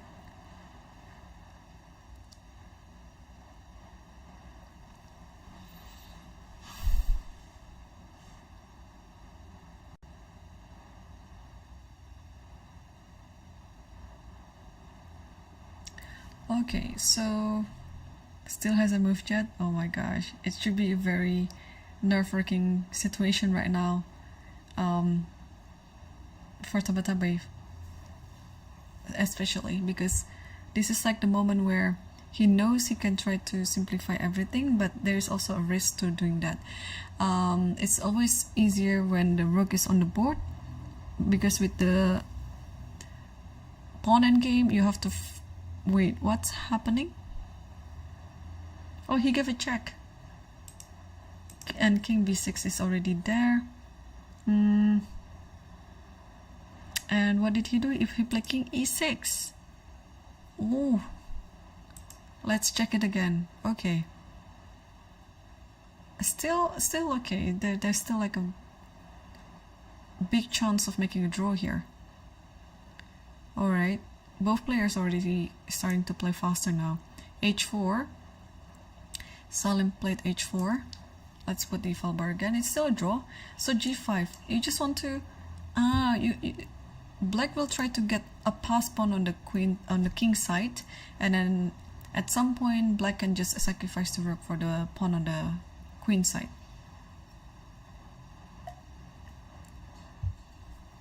And he played it. He played g5. Okay, you have to take. Takes, and then wherever the rook goes, maybe to here, and then just go f5. Yeah, that's the idea. It should be quite drawn now.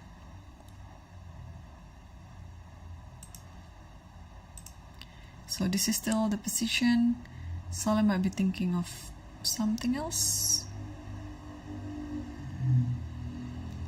Also, what happened after takes, and rook here? Or maybe just king here, yeah?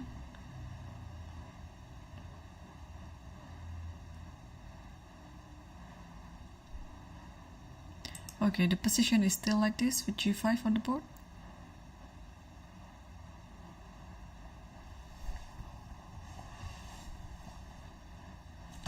Yeah, the arbiters are coming to the board because I think this is one of the games that's still not finished yet.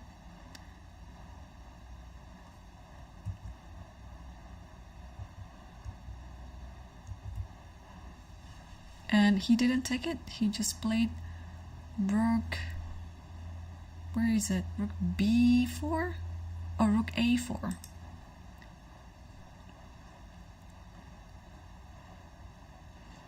Alright, but I guess f5 should be, I mean, I think black has a few moves here to make a draw, but Tabatabai is reaching his rook, and he went rook c3.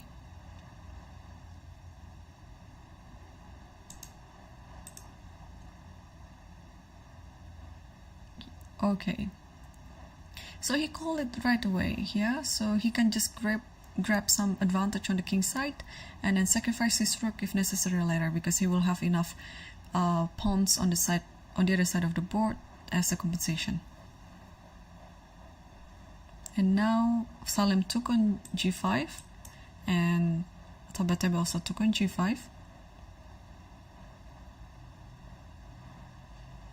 And maybe if g4 happens, then it's time to play a5. I think he did it. I think he did that move, yeah? Yeah, g4.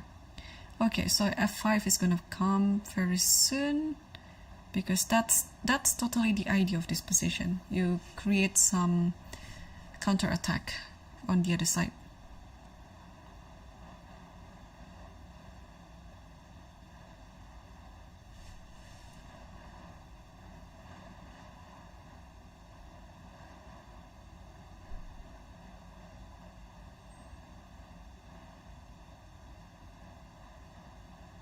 Okay, wow, we are almost ending today's commentary actually, because this is the last game in the top 5 boards, and yeah, looks like this one is gonna end with a draw.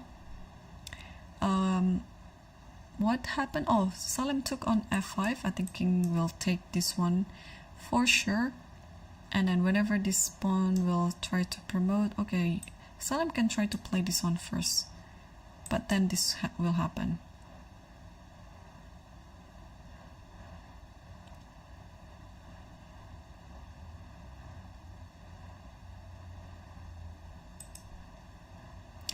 But this is still the current position right now. He played king a6, allowing the pawn to move further. Alright, I think Tabatabai has to play rook b3 first, just to be standby behind the pawn. But he didn't do that. He played g4, which is equally good. And now after b6, I think, oh, it's just this one, I guess. It should be now just drawn, yeah?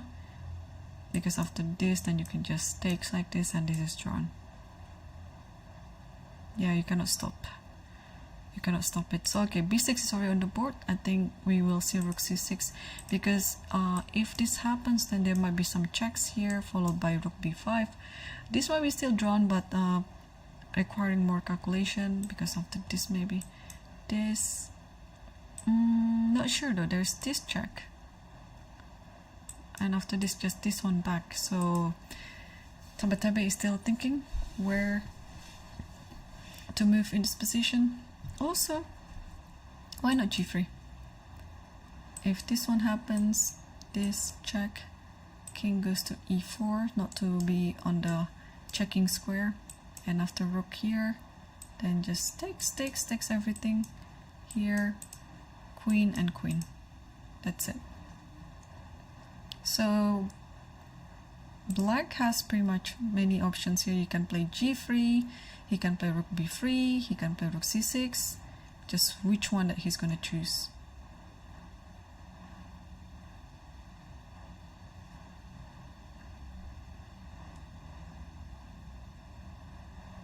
Yeah, the thing is, he doesn't have to be afraid with this one. Check, and it's important actually to play the king here, not to be on the checking square. And after this, just takes everything and then push.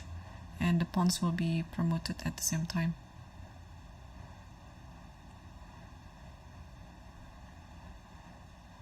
And he chose rook he chose rook b3 then. Alright. Yeah, this is draw. I just want to check other possibility. Even rook c8 is a draw. Rook c6. I think it should be a draw as well. Yeah, it's a draw. Rook b3 should be a draw. And g3 should be a draw. That's good. Okay, so that position was not that critical because pretty much all the natural looking moves, it's a draw.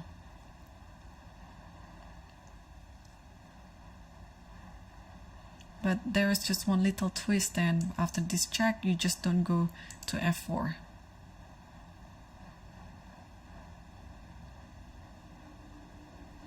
Alright, Salem is still thinking. Oh, check and king e4. This has already happened. Alright, so yeah, this is still pretty much what we... it's not that, but instead of that, it's b7. Okay, in this position, you can also play g3. But Tabatabai just took on b7, try to clarify it as much as he can here, and then he played g3. And yeah, the rook has to sacrifice, I mean the rook has to take the pawn at some point, and then it's gonna be king versus king. Yeah, and then this has happened. King f4, rook takes g3, and king takes g3, and they agree for a draw. Alright, what a game by Salam Saleh. Well, he was winning, but maybe because of the time trouble he couldn't find the winning line, but that means tomorrow we still have a sole leader. Arafin Chetambaram is still leading by half a point ahead of his rivals. So tomorrow we'll be playing round 7. Keep staying tuned on the latest broadcast commentary. I'll be coming back on the same time, same place again. I've been Irene Sukandar, and thanks for watching, and see you tomorrow.